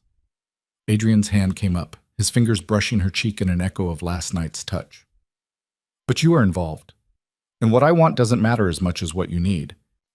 Evelyn leaned into the touch before she could stop herself, her eyes closing briefly. When she opened them again, Adrian was watching her with an intensity that made her knees weak. "Make him disappear," she whispered. "Not dead. Just gone. Somewhere he can't come back from, can't hurt anyone else. Let him live with the consequences of his choices, but take away his ability to make them about me." Adrian nodded slowly. "Consider it done." His hand dropped from her face, and Evelyn immediately missed the warmth of it. "There's something else. Marcus will be at the gala tonight, and he'll make some kind of move. He has to. His plan failed, his involvement is exposed, and he needs to either double down or retreat. Based on everything I know about my brother, he'll double down. What kind of move? Public, designed to embarrass me or undermine my authority, or both. He'll try to expose some weakness, probably related to you. Adrian's jaw tightened. I need you to be prepared for whatever he says. He'll try to make you feel small, insignificant, like you don't belong in my world. He might reference your past as a maid, might suggest that our relationship is inappropriate or transactional, and he'll do it in front of people who matter, people whose opinions shape the social and business landscape of this city. And you want me to what exactly? Smile and ignore it? I want you to stand there and let him hang himself with his own words, Adrian said. Because while he's busy trying to tear you down, I'm going to be making it very clear what happens to people who threaten what's mine. But I need you to hold steady. Can you do that? Evelyn thought about the last 2 days. The sugar bowl, the conference room, the bodies on the steps, the photograph in the evidence bag. She thought about every time in her life she'd made herself invisible to survive. Every moment she'd swallowed her words and bent her head and disappeared into the background. And she thought about the woman in the mirror upstairs, the one in the red dress who looked like she could burn empires down. Yes, she said, I can do that. Adrian's smile was sharp and dangerous and full of promise. Then let's go make an entrance. The gala was being held at the Ashworth Museum, a massive building downtown that usually housed classical art, but had been transformed for tonight into something out of a fever dream. Ice sculptures, crystal chandeliers, flowers that probably cost more than Evelyn's car arranged in displays that looked like they'd been designed by someone with too much money and not enough sense. People in tuxedos and gowns worth more than she used to make in a year stood in clusters, drinking champagne and talking in the careful way that powerful people did when they were simultaneously making deals and pretending they weren't. Adrian's arrival was noticed immediately. Conversations paused, heads turned, and when Evelyn stepped out of the car, in her red dress, taking Adrian's offered arm, the whispers started. Ignore them, Adrian murmured as they walked up the steps toward the entrance. They're not important. But they were important, at least in terms of the social ecosystem Adrian navigated. These were the people who funded campaigns and sat on corporate boards and decided which businesses thrived and which ones mysteriously failed. These were the people whose opinions could make or break reputations with a single well-placed comment. Inside, the museum's main gallery had been cleared of art and filled with round tables draped in white cloth. A string quartet played something classical in the corner. Servers moved through the crowd with trays of champagne and appetizers that were more art than food. And at the far end of the room, standing near what looked like the main stage, was Marcus Voss. He saw them immediately. Evelyn watched his expression shift from surprise to calculation to something ugly and satisfied. He'd been waiting for this. Here we go, Adrian said quietly, and they moved into the crowd. The next 30 minutes were a masterclass in social warfare. Adrian introduced Evelyn to Mayor's wife, the district attorney, the CEO of the city's largest bank, and at least a dozen other people whose names she forgot immediately, but whose power she could feel in every handshake and measured smile. Each introduction was deliberate, each conversation carefully steered to establish that Evelyn wasn't just Adrian's assistant, but someone who belonged in these circles, someone who mattered. And through it all, Evelyn could feel Marcus watching, waiting for his moment. It came during dinner after they'd been seated at Adrian's usual table, front and center, positioned to see and be seen. Marcus approached with the woman on his arm, blonde and beautiful, and wearing a dress that cost more than a car. Adrian, Marcus said, his smile wide and false. What a surprise to see you here. I thought after last night's excitement you might stay home. And miss the social event of the season? Never. Adrian's tone was pleasant, but Evelyn could feel the tension in him, coiled and ready. Marcus, I don't believe you formally met Evelyn Park. Evelyn, my brother Marcus and his companion. Stephanie, the blonde supplied, looking between the brothers with the expression of someone who knew she'd walked into a minefield. Lovely to meet you, Evelyn said, extending her hand. Stephanie shook it, but Marcus just stared, his eyes raking over Evelyn in a way that made her skin crawl. So this is the famous Evelyn, Marcus said, the maid who became an assistant. Quite the Cinderella story, isn't it? Though I suppose in this version the prince is more of a... Careful, Marcus, Adrian interrupted, his voice dropping into that dangerous register. Choose your next words very carefully. I'm just saying it's an unconventional arrangement. A woman who was cleaning your floors 2 weeks ago is now sitting at your table, wearing a dress that costs more than she used to make in 6 months, attending a gala with the city's elite. People are going to wonder about the nature of your relationship. They're going to ask questions. Let them ask, Adrian said calmly. Evelyn works for me because she's intelligent, observant, and loyal. Qualities that are apparently in short supply among family members. The jab landed. Marcus's face flushed red, but he recovered quickly, that fake smile sliding back into place. Of course. I'm sure her employment is purely professional. Though I have to wonder, Adrian, if it's wise to mix business with whatever this is, especially given recent events. I heard there was some trouble at the estate last night. Something about intruders? Marcus's eyes slid to Evelyn, cold and calculating. I do hope you weren't hurt, my dear. It must have been terrifying. I survived, Evelyn said, keeping her voice level despite the rage building in her chest. Thanks to your brother's quick response and excellent security. Yes, Adrian has always been good at protecting his assets, though I wonder if sometimes his protective instincts cloud his judgment, make him vulnerable to manipulation. The only manipulation I'm vulnerable to, Adrian said, standing slowly, is the kind perpetrated by family members who think they can use innocent people as weapons in whatever petty power struggle they've convinced themselves is important. The table went quiet. Stephanie looked like she wanted to disappear. Marcus's smile had frozen into something more like a snarl. I don't know what you're implying, Marcus said. Then let me be clear. Adrian's voice carried, drawing attention from nearby tables. I know about the debt purchase. I know about the offer you made to Daniel Morrison. I know that you orchestrated last night's attack, hoping to either eliminate or compromise Evelyn in order to gain leverage over me. What you apparently didn't know is that I have security protocols specifically designed to prevent exactly this kind of stupidity. And what you definitely didn't anticipate is that I would be willing to burn every bridge we have left rather than let you think for 1 second that your plan worked. The color drained from Marcus's face. Around them, conversations had stopped. People were staring now, no longer pretending to be polite. You're making a scene, Marcus hissed. I'm making a statement. There's a difference. Adrian took Evelyn's hand, pulling her to her feet beside him. Evelyn Park is under my protection. She has my complete trust, my total support, and access to resources that make her untouchable. Anyone who moves against her moves against me. Anyone who threatens her faces consequences that I will personally ensure are both immediate and permanent. And if my own brother thinks he can use her as a pawn in his sad little quest for power, he's about to learn exactly how wrong he is. The room was dead silent. Evelyn could hear her own heartbeat, could feel the weight of 100 stares, could sense the shift in the social atmosphere as people recalculated their understanding of who she was and what she meant to Adrian Voss. Marcus looked like he wanted to commit murder right there in the museum gallery. You'll regret this, Adrian. The only thing I regret is not cutting you out of the family business years ago when you first started becoming a liability. Adrian's hand tightened on Evelyn's. Consider this your final warning. Stay away from Evelyn. Stay away from my operations. And if you ever try something like this again, blood relation won't save you. He turned, pulling Evelyn with him, and they walked out of the gala together. Every eye followed their exit. Every mouth would be talking about this tomorrow. Adrian had just declared war on his own brother in front of the city's elite, and he'd done it to protect her. The car was waiting outside, engine running. They got in, and Adrian gave the driver an address that Evelyn didn't recognize. Then he sat back, loosened his tie, and closed his eyes.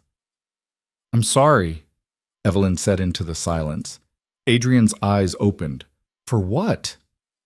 For being the reason you just nuked your relationship with your brother in front of everyone who matters. Marcus nuked that relationship the moment he went after you. I just made sure everyone knew it. Adrian turned to look at her, and there was something in his expression that made her chest tight. Do you understand what I did back there, Evelyn? You made a statement. You protected your asset. No. Adrian shifted closer, and suddenly the car felt much smaller. I told every person in that room that you matter to me, not as an employee, not as a responsibility, as something more. Something important enough that I'm willing to fracture my own family to keep you safe. Do you understand the implications of that? Evelyn's mouth had gone dry. I think so. Then say it. Tell me what you think is happening here. Her heart was racing now, adrenaline and something else flooding her system. You care about me. More than you should. More than is professional or smart or probably safe for either of us. And? Adrian's hand came up, fingers threading through her hair in a gesture that was possessive and gentle all at once. How do you feel about that? Terrified, Evelyn admitted, because everything in my life before you was about being invisible, being safe, not making waves. And now I'm in the middle of the ocean in a hurricane, and you're the only thing keeping me from drowning, and I don't know if that's salvation or just a different kind of danger. It's both, Adrian said honestly. Being with me will never be safe, Evelyn. My world doesn't allow for safe, but I can promise you that as long as you're in it, no one will hurt you without going through me first. And I can promise that I will never ask you to be invisible again. What if I want to be? What if this is too much? Then you tell me, and I'll arrange for you to disappear. New city, new identity, enough money to take care of your mother and yourself for the rest of your lives. You'll be safe, and you'll be free. And I'll make sure no one ever finds you. Adrian's thumb traced her cheekbone. But you'll be alone, and I'll have lost something I didn't know I needed until I saw you standing in my office covered in sugar, looking at me like I was a problem you were trying to solve instead of a monster you should run from. Evelyn leaned into his touch, her eyes closing. I don't want to disappear. Then don't. Adrian's voice was rough. Stay. Stand beside me. Let me protect you while you figure out who you are in this world. And when you're ready, when you've seen enough to make an informed choice, decide if this is something you want or something you're just enduring. And if I decide I want it? Adrian's smile was sharp and hungry and full of dark promise. Then we'll burn the world down together. The car stopped. Evelyn opened her eyes and realized they were back at the estate, the mansion lit up against the night sky like a castle in a fairy tale. Except this wasn't a fairy tale. This was real life, with real consequences and real danger, and a man who'd just declared in front of the city's elite that she was his to protect. Adrian got out first, then offered his hand to help her from the car. When she took it, he pulled her close enough that she could feel the heat of him through the silk of her dress. You did well tonight, he said quietly. Better than well. You stood there while my brother tried to tear you down, and you didn't flinch. You're stronger than you think you are, Evelyn Park. I'm terrified, she admitted again. Good. Fear keeps you sharp. Adrian's hand came up to cup her face, and Evelyn's breath caught. But don't let it control you. Use it, channel it, let it make you dangerous instead of helpless. Then he stepped back, putting distance between them that felt like a loss. Get some rest, he said. Tomorrow we deal with the fallout from tonight, and it's going to be ugly. Marcus won't take this lying down. What will he do? Whatever he can to hurt me through you, which is why security around you just tripled, and why you're not leaving this estate without armed guards until I'm certain he's not planning something worse than kidnapping. Adrian turned toward the house. Sleep, Evelyn. We've got a war to win, and I need you sharp. He left her standing in the driveway, the night air cold against her skin, her mind spinning with everything that had happened. She touched her face where his hand had been and tried to make sense of feelings she didn't have names for yet. Somewhere in the city, Marcus was planning his next move. Somewhere else, Daniel was learning what it meant to cross Adrian Voss. And here, in the center of it all, Evelyn was trying to figure out if she was falling in love with the man who'd claimed her as his, or if she was just addicted to the safety his protection provided. Either way, there was no going back. The invisible girl was dead.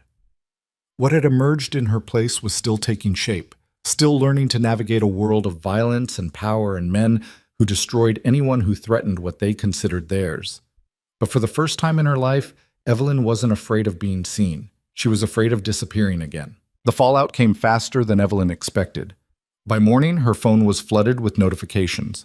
Social media posts about the gala, gossip columns speculating about her relationship with Adrian, think pieces about power dynamics in modern relationships.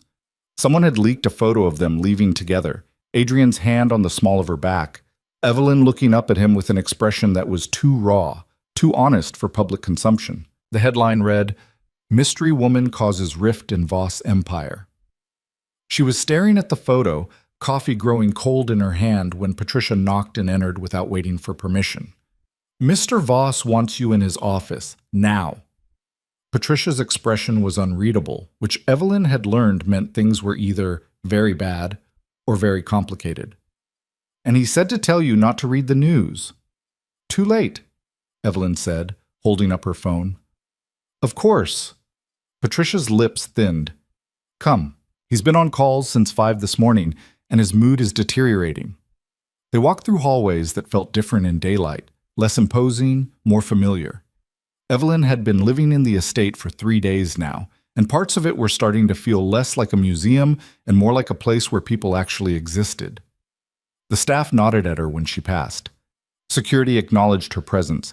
She was becoming part of the landscape instead of an anomaly in it. Adrian's office door was open, and the sound of his voice carried into the hallway, cold, controlled, and absolutely lethal.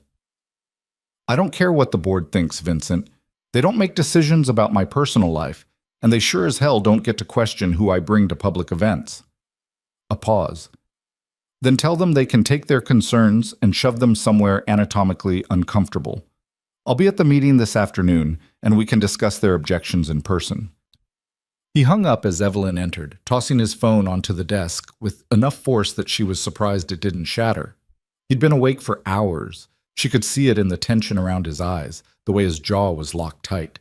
But he was dressed impeccably in a charcoal suit that probably cost more than her mother's monthly care facility bill. "You look like you've had a pleasant morning," Evelyn said, closing the door behind her. Adrian's laugh was sharp and humorless. "The board of directors is concerned that my dramatic display last night might affect shareholder confidence. My legitimate business partners are worried about negative publicity, and Marcus has apparently spent the night calling every contact we have in common, spinning the narrative that I've lost my mind over a woman I barely know." "Have you?" The question escaped before Evelyn could stop it. "Lost your mind?" Adrian looked at her for a long moment, and something in his expression shifted. "Probably. Definitely. I'm not sure I care." He moved to the windows, hands in his pockets, shoulders tight with stress. Evelyn joined him, standing close enough that she could see their reflections in the glass. Two people who didn't quite fit together, who probably shouldn't work, but somehow did anyway. "My father used to say that emotions were liabilities in this business," Adrian said quietly. "That caring about people made you weak, gave your enemies targets. He built an empire on that philosophy, and it kept him alive for 63 years before his own paranoia drove him to a heart attack in this very office." "That's bleak. It's honest. My father died alone, surrounded by people who feared him but didn't give a damn about him as a person. And I swore I wouldn't end up like that. But I also understood the logic behind his rules." Adrian turned to look at her. "Then you spilled sugar on my desk, and suddenly the rules didn't seem as important as they used to." Evelyn's heart was doing something complicated in her chest. "Adrian, Marcus is planning something," he interrupted, clearly uncomfortable with the vulnerability he'd just shown. "Carter intercepted communications last night. My brother is meeting with the Kozlov family today, which means he's either trying to form an alliance against me, or he's negotiating for resources to fund whatever his next move is." "The Kozlovs," Evelyn said, remembering the name from the briefing about Daniel's debt. "Aren't they the ones who originally lent Daniel money?" "They are. And Viktor Kozlov has been trying to expand into my territories for years. If Marcus offers him access in exchange for support, we have a much bigger problem than family drama." Adrian pulled out his phone, scrolling through something. "I have a meeting with my board this afternoon, which I can't miss without making their concerns worse. But I need eyes on Marcus's meeting with Victor, someone who can observe without being obvious, someone they wouldn't expect." Understanding dawned. "You want me to spy on them?" "I want you to sit in a cafe across from their meeting location and watch. Carter will give you surveillance equipment. Nothing complicated, just a camera and audio feed.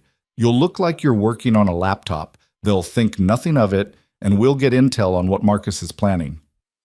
"And if they notice me?" "They won't. Victor has never met you, and Marcus thinks you're too shaken from the gala to be useful.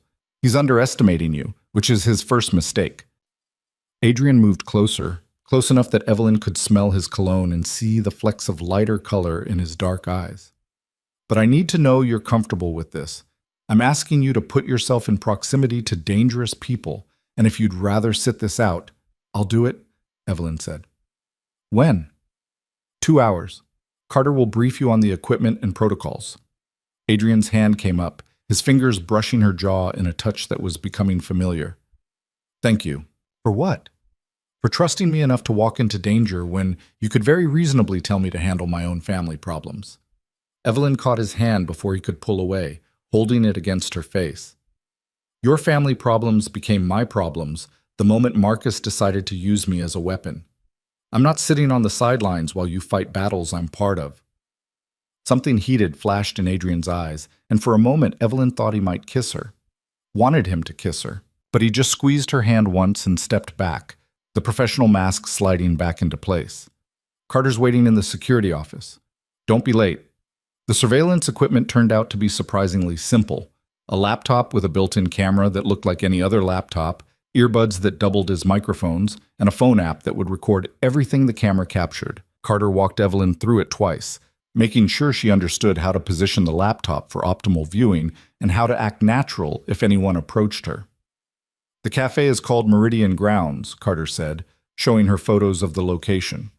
Upscale, popular with business people, lots of ambient noise that will help cover any sounds you make. You'll arrive 15 minutes before Marcus is scheduled to meet Victor, order something complicated that takes time to make, and set up at this specific table. He pointed to a spot near the windows. It has a clear view of the private booths in the back where they'll be sitting. And if something goes wrong, you have 2 security personnel posing as customers at separate tables. If there's trouble, they'll extract you immediately. But there won't be trouble. This is just reconnaissance. Famous last words, Evelyn thought, but she nodded. An hour later, she was sitting in Meridian Grounds, a cafe so aggressively trendy that the menu included things like activated charcoal lattes and adaptogenic mushroom mochas, with a laptop open to a document that made her look like she was working on something important. The camera was angled to capture the private booths, and her earbuds were recording every sound. Marcus arrived first, exactly on time, wearing a suit that was slightly wrinkled and an expression that suggested he'd slept as poorly as Adrian. He took a booth in the back, ordered something from a server who looked terrified of him, and checked his phone obsessively. Viktor Kozlov arrived 10 minutes later, and Evelyn understood immediately why Adrian was concerned. The man radiated danger in a way that was different from Adrian's controlled menace. Victor was older, maybe late 50s, with gray hair slicked back and a scar that ran from his temple to his jaw. He moved like someone who'd spent time in environments where hesitation meant death, and when he slid into the booth across from Marcus, his bodyguards positioned themselves at nearby tables with the efficiency of professional soldiers. Evelyn adjusted her laptop slightly, making sure the camera captured both men, and pretended to type while she listened. "You're late," Marcus said, his voice carrying just enough for the microphone to pick up. "I'm exactly on time," Victor replied in accented English. "You're just nervous." "I have reason to be nervous. My brother just declared war on me in front of half the city's elite." "Yes, I heard about that. Quite the performance. Adrian always did have a flair for the dramatic." Victor accepted a drink from the server, something clear and strong, probably vodka, and leaned back. "So tell me, Marcus, what exactly do you want from me?" "Support, resources, access to your distribution networks." Marcus's hands were clenched on the table. "Adrian has locked me out of legitimate operations. I need alternative revenue streams. And what do I get in exchange for this support? 20% of my territories once I take control, full partnership on any new ventures, and information about Adrian's operations that you could never get otherwise." Victor was quiet for a moment, studying Marcus like he was a specimen under a microscope. "You're asking me to help you commit a coup against your own brother. I'm asking you to invest in the winning side of an inevitable conflict. There's nothing inevitable about this, Marcus. Adrian is smarter than you, more ruthless than you, and significantly better at managing complex operations. The only advantage you have is that he still has some misguided loyalty to family, which prevents him from killing you outright." Victor took a drink. "But that's changing, isn't it? This woman, Evelyn Park, she's shifted the equation. Evelyn's heart stopped. She forced herself to keep typing, to maintain her cover while her mind raced. "She's a vulnerability," Marcus said. "Adrian's never cared about anyone the way he cares about her. It makes him predictable, exploitable. And yet your first attempt to exploit that vulnerability failed spectacularly. 4 men dead, your hired contractor in Adrian's custody, and you exposed as the orchestrator. Not exactly a successful operation." "That was a test, to see how far Adrian would go to protect her. Now I know." "And what did you learn?" "That he'll burn everything down rather than let her be hurt. Which means, if I can't get to her through force, I need to get to her through trust." Marcus leaned forward. "She's still new to this world, still figuring out who she is in it. If I can convince her that Adrian is using her, that she's just another asset to him, she'll leave. And when she does, Adrian will fall apart."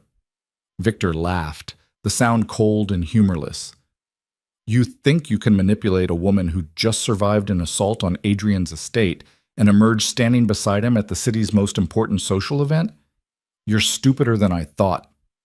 She's scared, confused. She doesn't understand what she's gotten herself into. "All I need is an opportunity to show her the truth about my brother, that he destroys everything he touches. That being with him is a death sentence, that she should run while she still can." "And you think she'll believe you?" "She'll believe evidence. Documentation of Adrian's crimes, testimony from people he's hurt, proof that he's not the protector she thinks he is, but a monster wearing a good suit." Marcus pulled out a folder, sliding it across the table. "This is everything I've compiled over the last 3 years. Every questionable business deal, every death that can be connected to him, every law he's broken. It's enough to either send him to prison or destroy his reputation completely." Victor flipped through the folder, his expression giving nothing away. "This is comprehensive, damaging, but using it against Adrian directly would start a war that neither of us would win cleanly. The city's power structure is built on mutually assured destruction. We all have files like this on each other. I'm not suggesting we use it against Adrian directly. I'm suggesting we use it to break his relationship with Evelyn. Show her who he really is. Let her make the choice to leave. And when she does, when Adrian is emotionally compromised and strategically weakened, then we move." Evelyn's hands were shaking now, making it hard to type. She wanted to close the laptop, to run back to the estate and warn Adrian about every word of this conversation. But she forced herself to stay still, to keep listening. "There's a flaw in your plan," Victor said. "You're assuming Evelyn Park is naive enough to be shocked by Adrian's past. But anyone who's spent more than 5 minutes in his world knows exactly what he is. If she's still there, still standing beside him after everything that's happened, it's because she's already made peace with his nature. Your evidence won't change that. Then I'll create new evidence, something she can't ignore, something that proves he's willing to sacrifice her the moment she becomes inconvenient." Marcus's voice had taken on a desperate edge. "I need this, Victor. I need Adrian out of power, and I need your help to make it happen." "What you need," Victor said slowly, "is to accept that you've already lost this fight. Adrian made his position clear at the gala. You move against him again, you die. He doesn't care that you're brothers. He cares about power and control, and right now you're a threat to both. So you won't help me." "I didn't say that." Victor closed the folder and pushed it back across the table. "I'm saying that if you want my support, you need to bring me something more valuable than paranoid delusions about emotional manipulation. Bring me concrete leverage. Bring me something that actually damages Adrian's operations. Bring me a reason to risk war with the most dangerous man in this city." "What kind of leverage?" "The shipment that was intercepted last week. Adrian's people have been investigating the leak, and they're getting close to finding it. If you can provide me with detailed information about his remaining shipments, routes, timing, contents, I can move against them before he does. Seize the cargo, disrupt his revenue streams, force him to divert resources to damage control. That's the kind of leverage that's worth my investment." Marcus hesitated, and Evelyn could see the calculation in his face. What Victor was asking for would be direct betrayal, not just of Adrian, but of the entire family business. It would cause millions in losses, potentially dozens of deaths, and would cross a line that couldn't be uncrossed. "I'll need time," Marcus said finally. "You have 48 hours. After that, I'm assuming you're not serious, and I'll take this conversation as an interesting anecdote about family dysfunction rather than a legitimate business proposal." Victor stood, buttoning his coat. And Marcus, if Adrian finds out about this meeting, I'll tell him it was your idea, that you came to me and that I refused. I don't need problems with your brother over your desperate power grab. He left, his bodyguards following, and Marcus sat alone in the booth, staring at the folder like it held answers to questions he didn't know how to ask. Evelyn closed her laptop carefully, packed up her things, and walked out of the cafe on legs that felt like they might collapse at any moment. The security personnel followed at a distance, maintaining their cover, and she made it to the waiting car before her hands started shaking so badly she couldn't open the door. Carter appeared from nowhere, opening it for her. "You okay, ma'am?" "I need to talk to Adrian, now." The drive back to the estate took 20 minutes that felt like hours. Evelyn's mind kept replaying the conversation, cataloging every threat, every plan, every piece of evidence that Marcus had compiled. Adrian needed to know. Needed to understand that his brother wasn't just planning a coup, but was willing to destroy the entire family business to achieve it. Adrian was exactly where she'd left him, standing by the windows in his office, now on a different phone call that sounded equally unpleasant. He held up one finger when she entered, "Wait," and finished the conversation with a curt, "Handle it," before hanging up. "How did it go?" he asked, turning to face her. "Your brother is planning to betray you to Viktor Kozlov. He's offering detailed information about your shipments in exchange for support in taking you down." The words tumbled out in a rush. "And he has a file. Documentation of everything you've done, every crime, every questionable deal. He's planning to use it to destroy your relationship with me by showing me who you really are." Adrian's expression didn't change, but something happened behind his eyes, a shift from controlled to predatory. "Tell me everything. Start from the beginning." Evelyn recounted the entire conversation, not pausing, barely breathing, trying to capture every nuance and implication. Adrian listened without interrupting, his face carved from stone, his hands curled into fists that suggested violence was being actively suppressed. When she finished, the silence stretched for long enough that Evelyn started to wonder if she'd done something wrong. "He has 48 hours to provide Victor with shipment information," Adrian said finally, his voice eerily calm. "Which means we have 48 hours to decide how to handle this before it becomes a crisis. You're going to stop him. I'm going to destroy him." Adrian moved to his desk, pulling out his phone and typing something. "Marcus just committed treason against the family. There's no coming back from that. No reconciliation, no forgiveness, no brotherly loyalty that supersedes this betrayal." "What are you going to do?" "What I should have done years ago when he first started causing problems." Adrian looked at her, and the expression in his eyes made her breath catch. "I'm going to remove him from the business permanently, strip him of assets, sever all ties, and make it very clear to everyone in our world that he's no longer protected by the Voss name. After that, if Victor wants him, he can have him. That's essentially a death sentence. That's the consequence of betrayal." Adrian set down his phone. "But first, I need to address the file he mentioned, the one documenting my crimes." Evelyn's stomach tightened. "It exists, then? Everything he said about you?" "Yes." The confirmation hit harder than she'd expected. She'd known, intellectually, that Adrian operated outside the law. That his business involved things that were illegal and immoral and probably unforgivable. But hearing him confirm it so casually, without defense or explanation, made it real in a way it hadn't been before. "Why?" she asked. "Why do any of it? You're smart enough to make money legitimately. You don't need the criminal enterprises." "You're right, I don't need them. But my father built this empire on both legitimate and illegitimate operations. And when he died, I inherited all of it. I could have divested the criminal elements, cleaned up the business, become respectable. But that would have left a power vacuum that someone else would have filled. Someone worse, probably. Someone without even the pretense of ethics." Adrian moved closer to her. "So I kept control. I maintained operations. And I tried to minimize the damage while maximizing the profit. It's not noble. It's barely defensible. But it's the choice I made. And the people you've hurt, the deaths Marcus documented, are real. And if you want to read that file to see the full accounting of my sins, I'll have Carter get you a copy. You deserve to know exactly who you're standing beside." Adrian's hand came up, cupping her face. "But I need you to understand something, Evelyn. Everything I've done, every choice I've made, comes with consequences I live with every day. I'm not a good man. I'm barely a decent one. And being with me means accepting that truth. Evelyn leaned into his touch, her eyes closing. Marcus thinks showing me that file will make me leave you. Will it?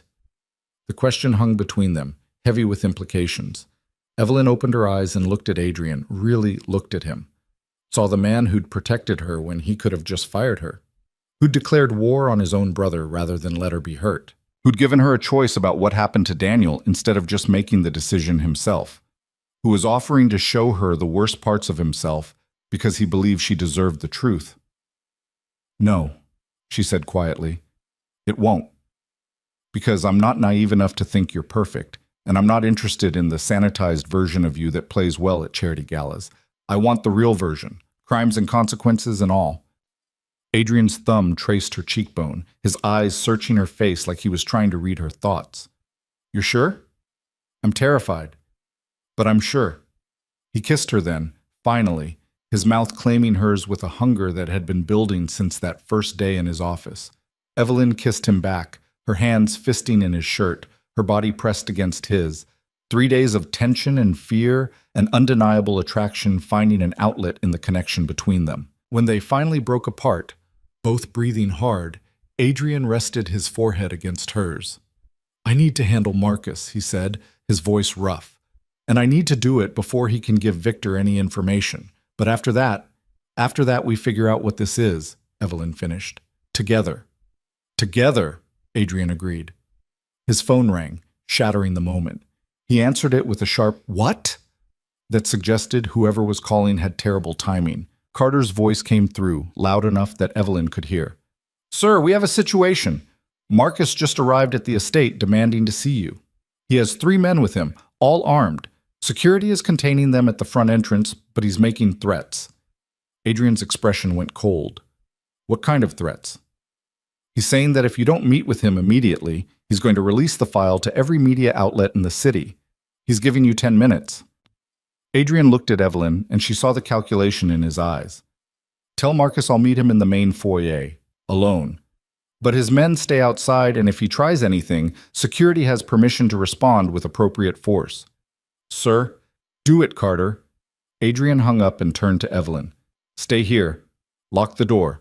Don't come out until I come get you. No. Evelyn grabbed his arm.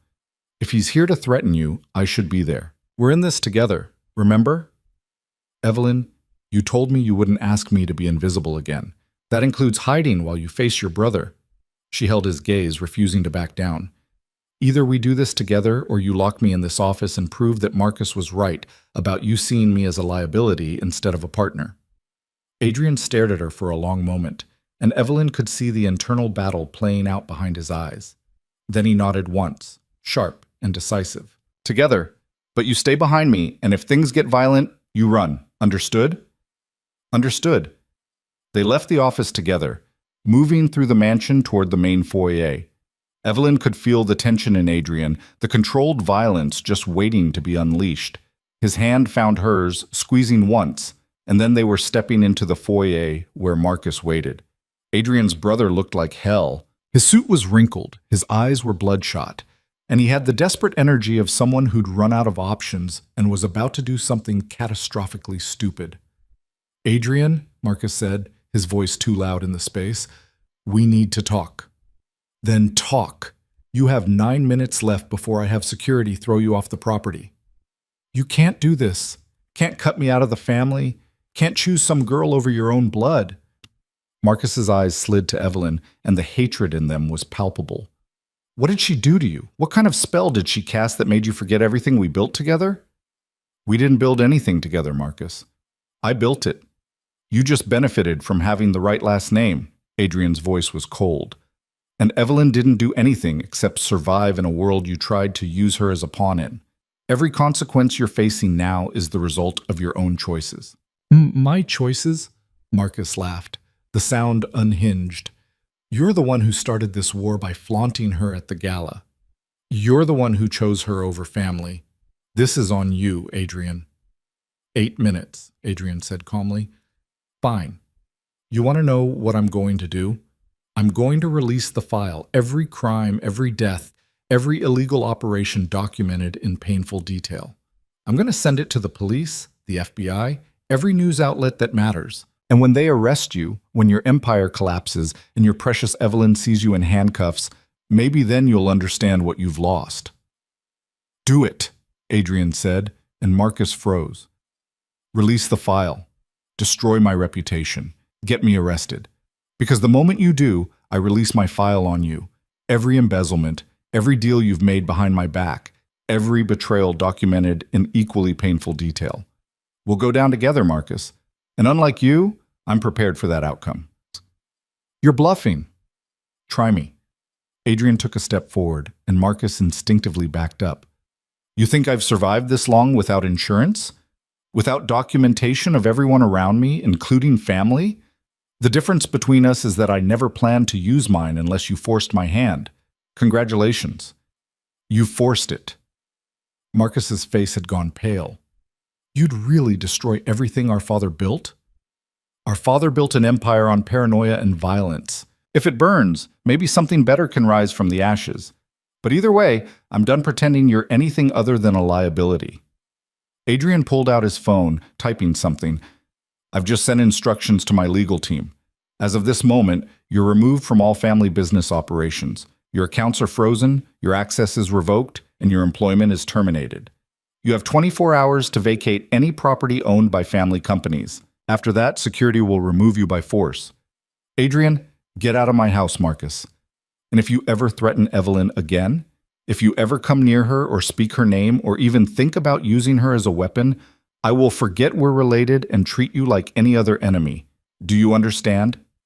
Marcus looked between Adrian and Evelyn, his expression twisting through rage and disbelief and something that might have been grief. Then he turned and walked toward the door, his shoulders slumped in defeat.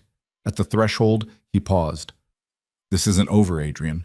You think you've won, but you've just guaranteed we both lose. And when it all falls apart, when she leaves you because she finally understands what you are, remember that I tried to save you from yourself. Then he was gone, and the foyer fell silent except for Evelyn's ragged breathing. Adrian stood perfectly still for a moment, his back rigid, his hands clenched at his sides. Then he turned to Evelyn, and the expression on his face broke her heart. I'm sorry you had to see that, he said quietly. Don't apologize. Not for protecting yourself. Not for protecting me. Evelyn closed the distance between them, taking his hand. What happens now? Now I make sure Marcus can't cause any more damage. And then Adrian pulled her close, his arms wrapping around her like he was afraid she might disappear. Then we figure out how to survive in a world where I just destroyed what was left of my family. Evelyn held him, feeling the tension slowly drain from his body, and tried not to think about all the ways this could still go wrong. Marcus was desperate. Victor was opportunistic. And somewhere in the shadows, there were probably a dozen other threats she didn't even know about yet. But right now, in this moment, she had Adrian's arms around her and the certainty that he'd chosen her over everything else. It wasn't safe. It wasn't smart. It probably wasn't sustainable. But it was real. And for someone who'd spent her entire life being invisible, being chosen felt like everything. They stood like that for a long time, wrapped in each other in the foyer that had witnessed Marcus's final attempt at control.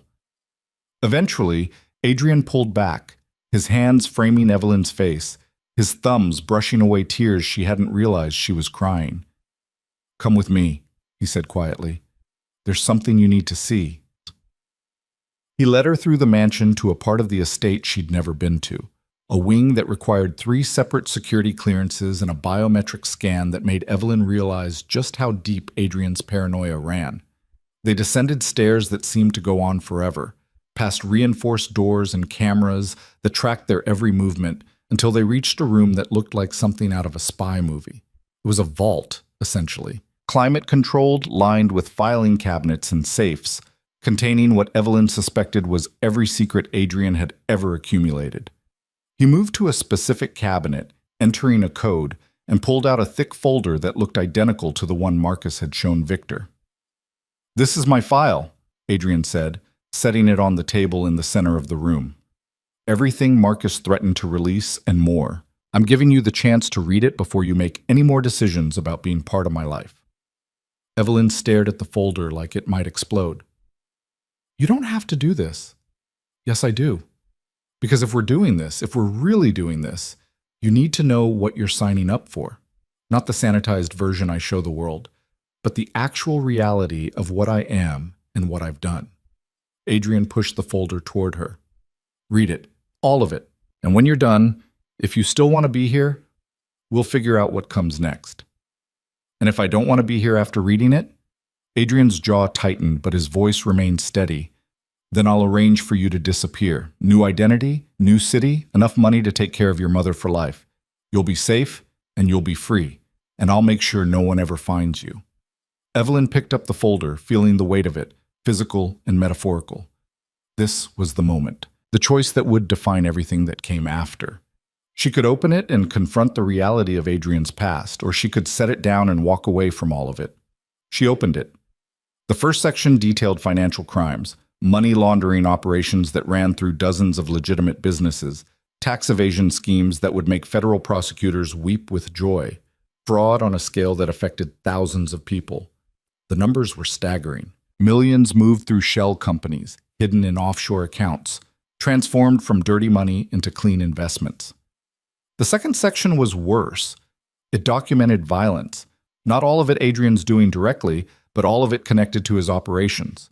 Men who'd been killed for stealing from shipments, competitors who'd disappeared after trying to move into his territories, informants who'd been silenced permanently. The deaths were clinical in their description, names, dates, methods, but Evelyn could read between the lines and see the human cost. The third section detailed corruption, judges on his payroll, police officers who looked the other way, politicians who voted how he told them to vote, an entire ecosystem of bought loyalty that kept Adrian's empire running despite the illegality of half his operations. She read all of it, every page, every name, every crime. It took 2 hours, and by the end her hands were shaking and her eyes burned from not blinking enough. Adrian sat across from her the entire time, not speaking, just waiting. When she finally closed the folder, the silence was suffocating. "Say something," Adrian said, his voice rough. "How many of these people did you kill yourself?" Evelyn asked. 4. The others were contracted out or handled by security. 4. Evelyn repeated the number, trying to make it real in her mind. "You've personally killed 4 people." "Yes." "Why?" "Because they were threats I couldn't neutralize any other way. Because they knew things that would have gotten other people killed. Because in that moment, it was them or the stability of everything I'd built." Adrian leaned forward, his eyes never leaving hers. "I'm not asking you to forgive those deaths or to understand them.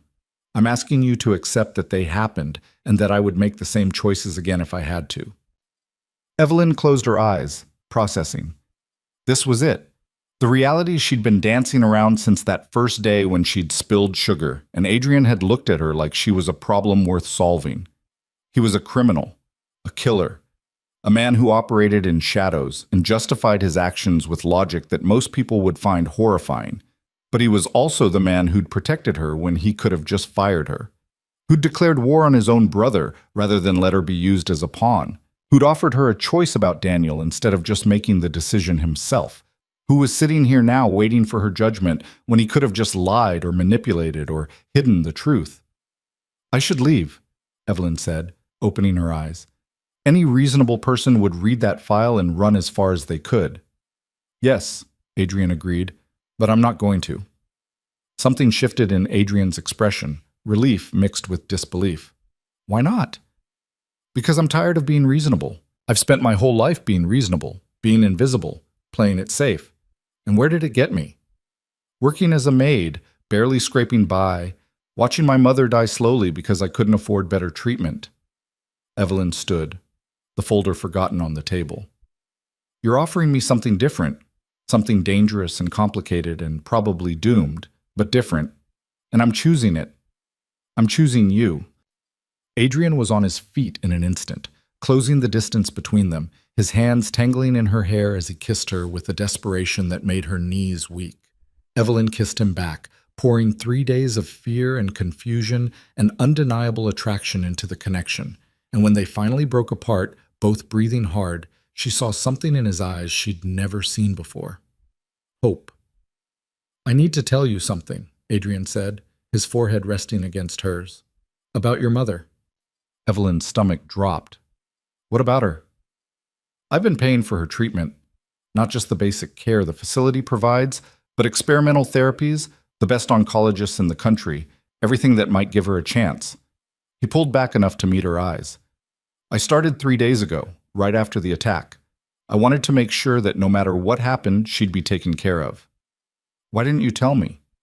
"Because I didn't want you to feel obligated. Didn't want you to stay with me because you felt like you owed me for helping your mother. I wanted your choice to be about us, not about gratitude or debt." Evelyn's eyes filled with tears. "The treatments are working?" "The doctors are cautiously optimistic. Her latest scans show significant improvement.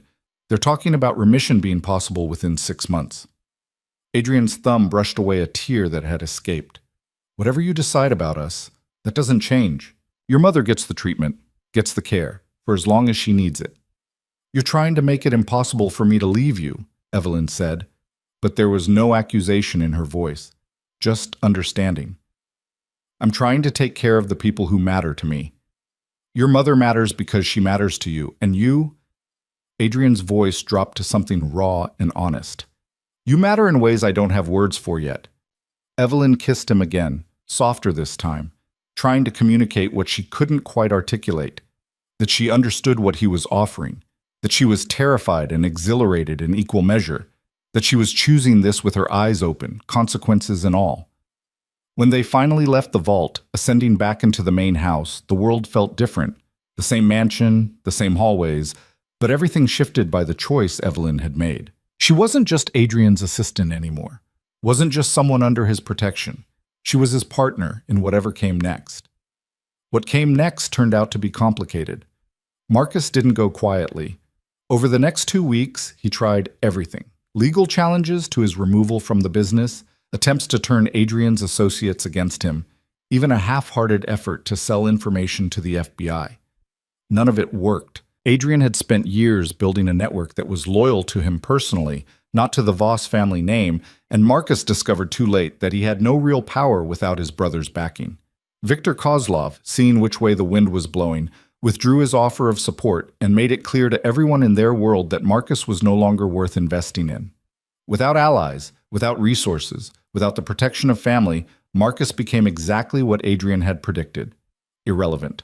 The last Evelyn heard, he'd left the city entirely, relocating to somewhere on the West Coast where the Voss name meant nothing and he could start over as just another failed businessman with delusions of grandeur. Daniel Morrison disappeared more literally. Adrian never told Evelyn exactly where he'd sent her ex or what condition he was in when he got there, and Evelyn decided she didn't need to know. The restraining order was made permanent, and a quiet legal settlement ensured that Daniel would never come within 100 miles of her again.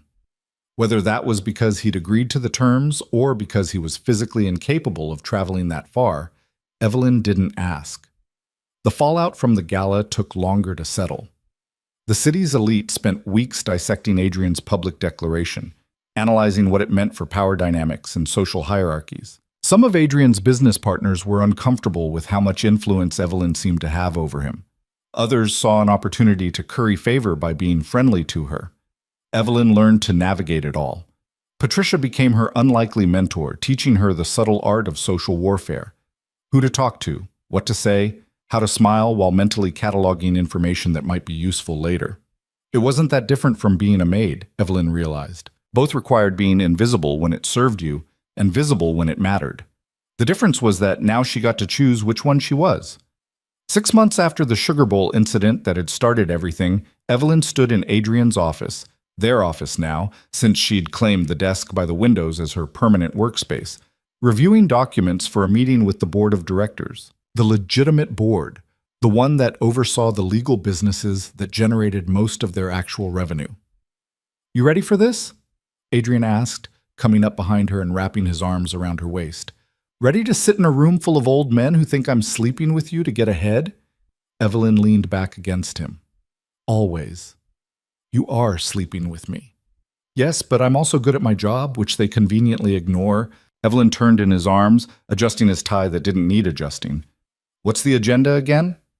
Quarterly earnings, new acquisitions, and a proposal to establish a charitable foundation focused on healthcare access for low-income families. Adrian's eyes searched her face. Your idea. Your project. They'll try to tear it apart because it wasn't their idea, and because it doesn't generate immediate profit. Good thing I've spent 6 months learning how to tear back. They went to the meeting together, Evelyn in a suit that cost more than her first car, but made her look like someone who deserved to be in that boardroom. The directors were exactly as difficult as she'd expected, questioning the foundation's purpose, suggesting the money could be better spent elsewhere, implying that Evelyn was too inexperienced to manage such a large initiative. She handled each objection with facts and projections and a calm professionalism that she'd learned from watching Adrian operate. By the end of the meeting, the foundation was approved with full funding, and 2 of the directors who'd been most opposed actually apologized for underestimating her. That was impressive, Adrian said as they left the building, heading toward the car. I learned from the best, Evelyn replied, sliding into the passenger seat. They drove in comfortable silence for a while, the city passing by outside the windows. It was the same city Evelyn had lived in her whole life, but it looked different now. Less imposing, more navigable, like she'd finally figured out the map everyone else had been reading all along. I have something for you, Adrian said as they pulled up to the estate. It's not my birthday. I know, but I saw it and thought of you, and I wanted... He stopped, looking uncharacteristically uncertain. Just come with me. He led her through the mansion to the garage, which housed a collection of cars that ranged from practical to absolutely ridiculous. But Adrian walked past all of them to a door at the back that Evelyn had never noticed before. Inside was a studio. Not a car storage space, but an actual art studio, with easels and canvases and supplies that looked like they'd been chosen by someone who actually knew what artists needed. I remembered you said you wanted to be a teacher, Adrian said quietly, and I thought maybe you still like to paint. Your apartment had those watercolors hidden in the closet, the ones you probably thought no one would notice. Evelyn's throat was tight. She'd forgotten about those watercolors, painted years ago when she'd still had time and energy for hobbies that didn't pay bills. She'd hidden them because they represented a version of herself she thought she'd lost. You did this for me? She managed. I wanted you to have a space that was yours. Not connected to work, not connected to me unless you wanted it to be. Just yours. Adrian looked almost nervous, which was so unlike him that Evelyn's heart did something complicated in her chest. If you hate it, we can change it. Make it something else. I just thought... She kissed him, cutting off his rambling, pouring everything she couldn't say into the gesture. When they finally broke apart, Adrian was smiling, a real smile. Not the controlled one he showed the world, but something genuine and unguarded. I love it, Evelyn said. I love this. I love... She stopped, the words catching in her throat. Too much. Too soon. Too honest. I love you too, Adrian said, making the leap she'd been too scared to make. In case that wasn't clear from the custom art studio or the experimental cancer treatments or the literal war I started with my brother over you. Evelyn laughed, the sound watery and relieved. Yeah, I guess those were pretty big hints. They spent the rest of the afternoon in the studio, Evelyn tentatively picking up a brush, while Adrian sat on a stool and watched. And for the first time in years, she painted something just because she wanted to. Not for school, not for anyone's approval, just for the pure joy of creating something that hadn't existed before. It was terrible. The proportions were wrong, the colors clashed, and the composition looked like it had been designed by someone who'd never actually seen a landscape before. But it was hers, and that mattered more than technical perfection. That's really bad, Adrian observed, tilting his head like maybe looking at it from a different angle would help. I'm aware. I love it anyway. You're biased. Extremely. He stood, moving behind her, his arms wrapping around her waist. But I meant what I said. I love you, Evelyn Park. Even though you're terrible at painting and you still sometimes look at me like you expect me to turn into a monster. You are a monster, Evelyn said, leaning back against him. You're just my monster now. The months that followed settled into something that resembled normalcy. If normalcy could be defined as living with a man who ran a criminal empire while also attending board meetings and charity events. Evelyn's mother responded to the experimental treatments better than anyone had hoped, achieving full remission within 8 months. She moved into a private care facility closer to the estate, where Evelyn could visit her regularly without the 3-hour drive. The healthcare foundation Evelyn had proposed became her primary focus. She hired a team, established partnerships with hospitals and clinics, and started providing free cancer treatments to families who couldn't afford them. It was funded entirely by the legitimate side of Adrian's business, but Evelyn knew the money that made those businesses successful came from sources she still didn't ask about. She'd made peace with that contradiction. Not because she thought it was right, but because she'd learned that moral absolutes didn't survive contact with reality. Adrian was a criminal, yes, but he was also funding healthcare for hundreds of families, supporting her mother's recovery, and building something that might actually make the world slightly less terrible. It wasn't redemption, but it was something. A year after the Sugar Bowl incident, Adrian took Evelyn back to the museum where the gala had been held. The same building, but this time it was closed to the public, reserved for just the two of them. "Why are we here?" Evelyn asked as they walked through empty galleries filled with art worth more than small countries. "Because this is where I declared war on my brother, where I made it clear to everyone who mattered that you were mine." Adrian stopped in front of a painting, something modern and abstract that Evelyn didn't understand but appreciated anyway. "And I wanted to replace that memory with something better." He turned to face her, and Evelyn's breath caught when she saw the small box in his hand. "I'm not good at this," Adrian said, his voice rough. "I don't know how to do the romantic speech or the grand gesture. But I know that my life was empty before you spilled sugar on my desk, and I know that I want to spend whatever time I have left making sure you never regret choosing to stay." He opened the box, revealing a ring that was somehow both understated and devastating. A single diamond set in platinum, elegant in its simplicity. "Marry me," he said. Not a question, but not quite a command either. Something in between. "Build this empire with me. Transform it into something that doesn't require quite so many files documenting crimes. Help me become someone who deserves you instead of just someone who's lucky enough to have you." Evelyn looked at the ring, at Adrian's face, at the empty museum around them. She thought about the invisible girl she'd been, the woman she'd become, and the person she was still figuring out how to be. She thought about sugar bowls and covered bodies and her mother's face when the doctor said remission.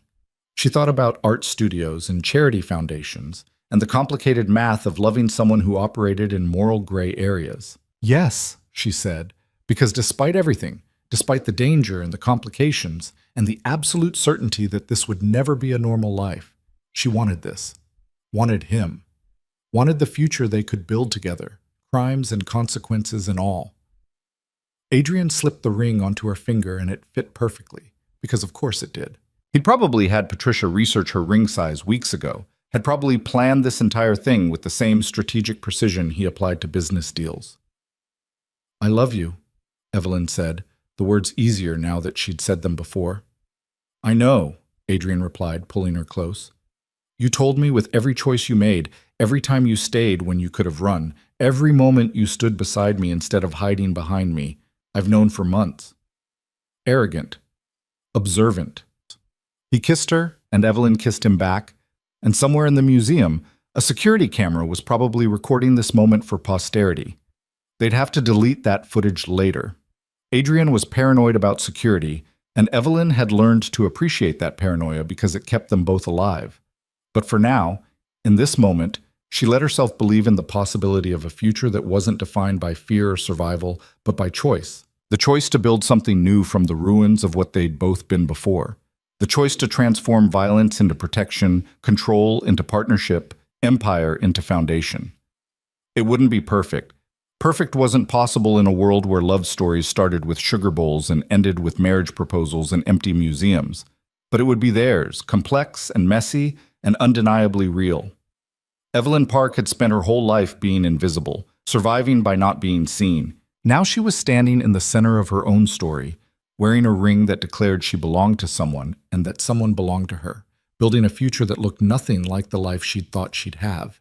And she'd never been more visible, more terrified, more certain that she was exactly where she was supposed to be.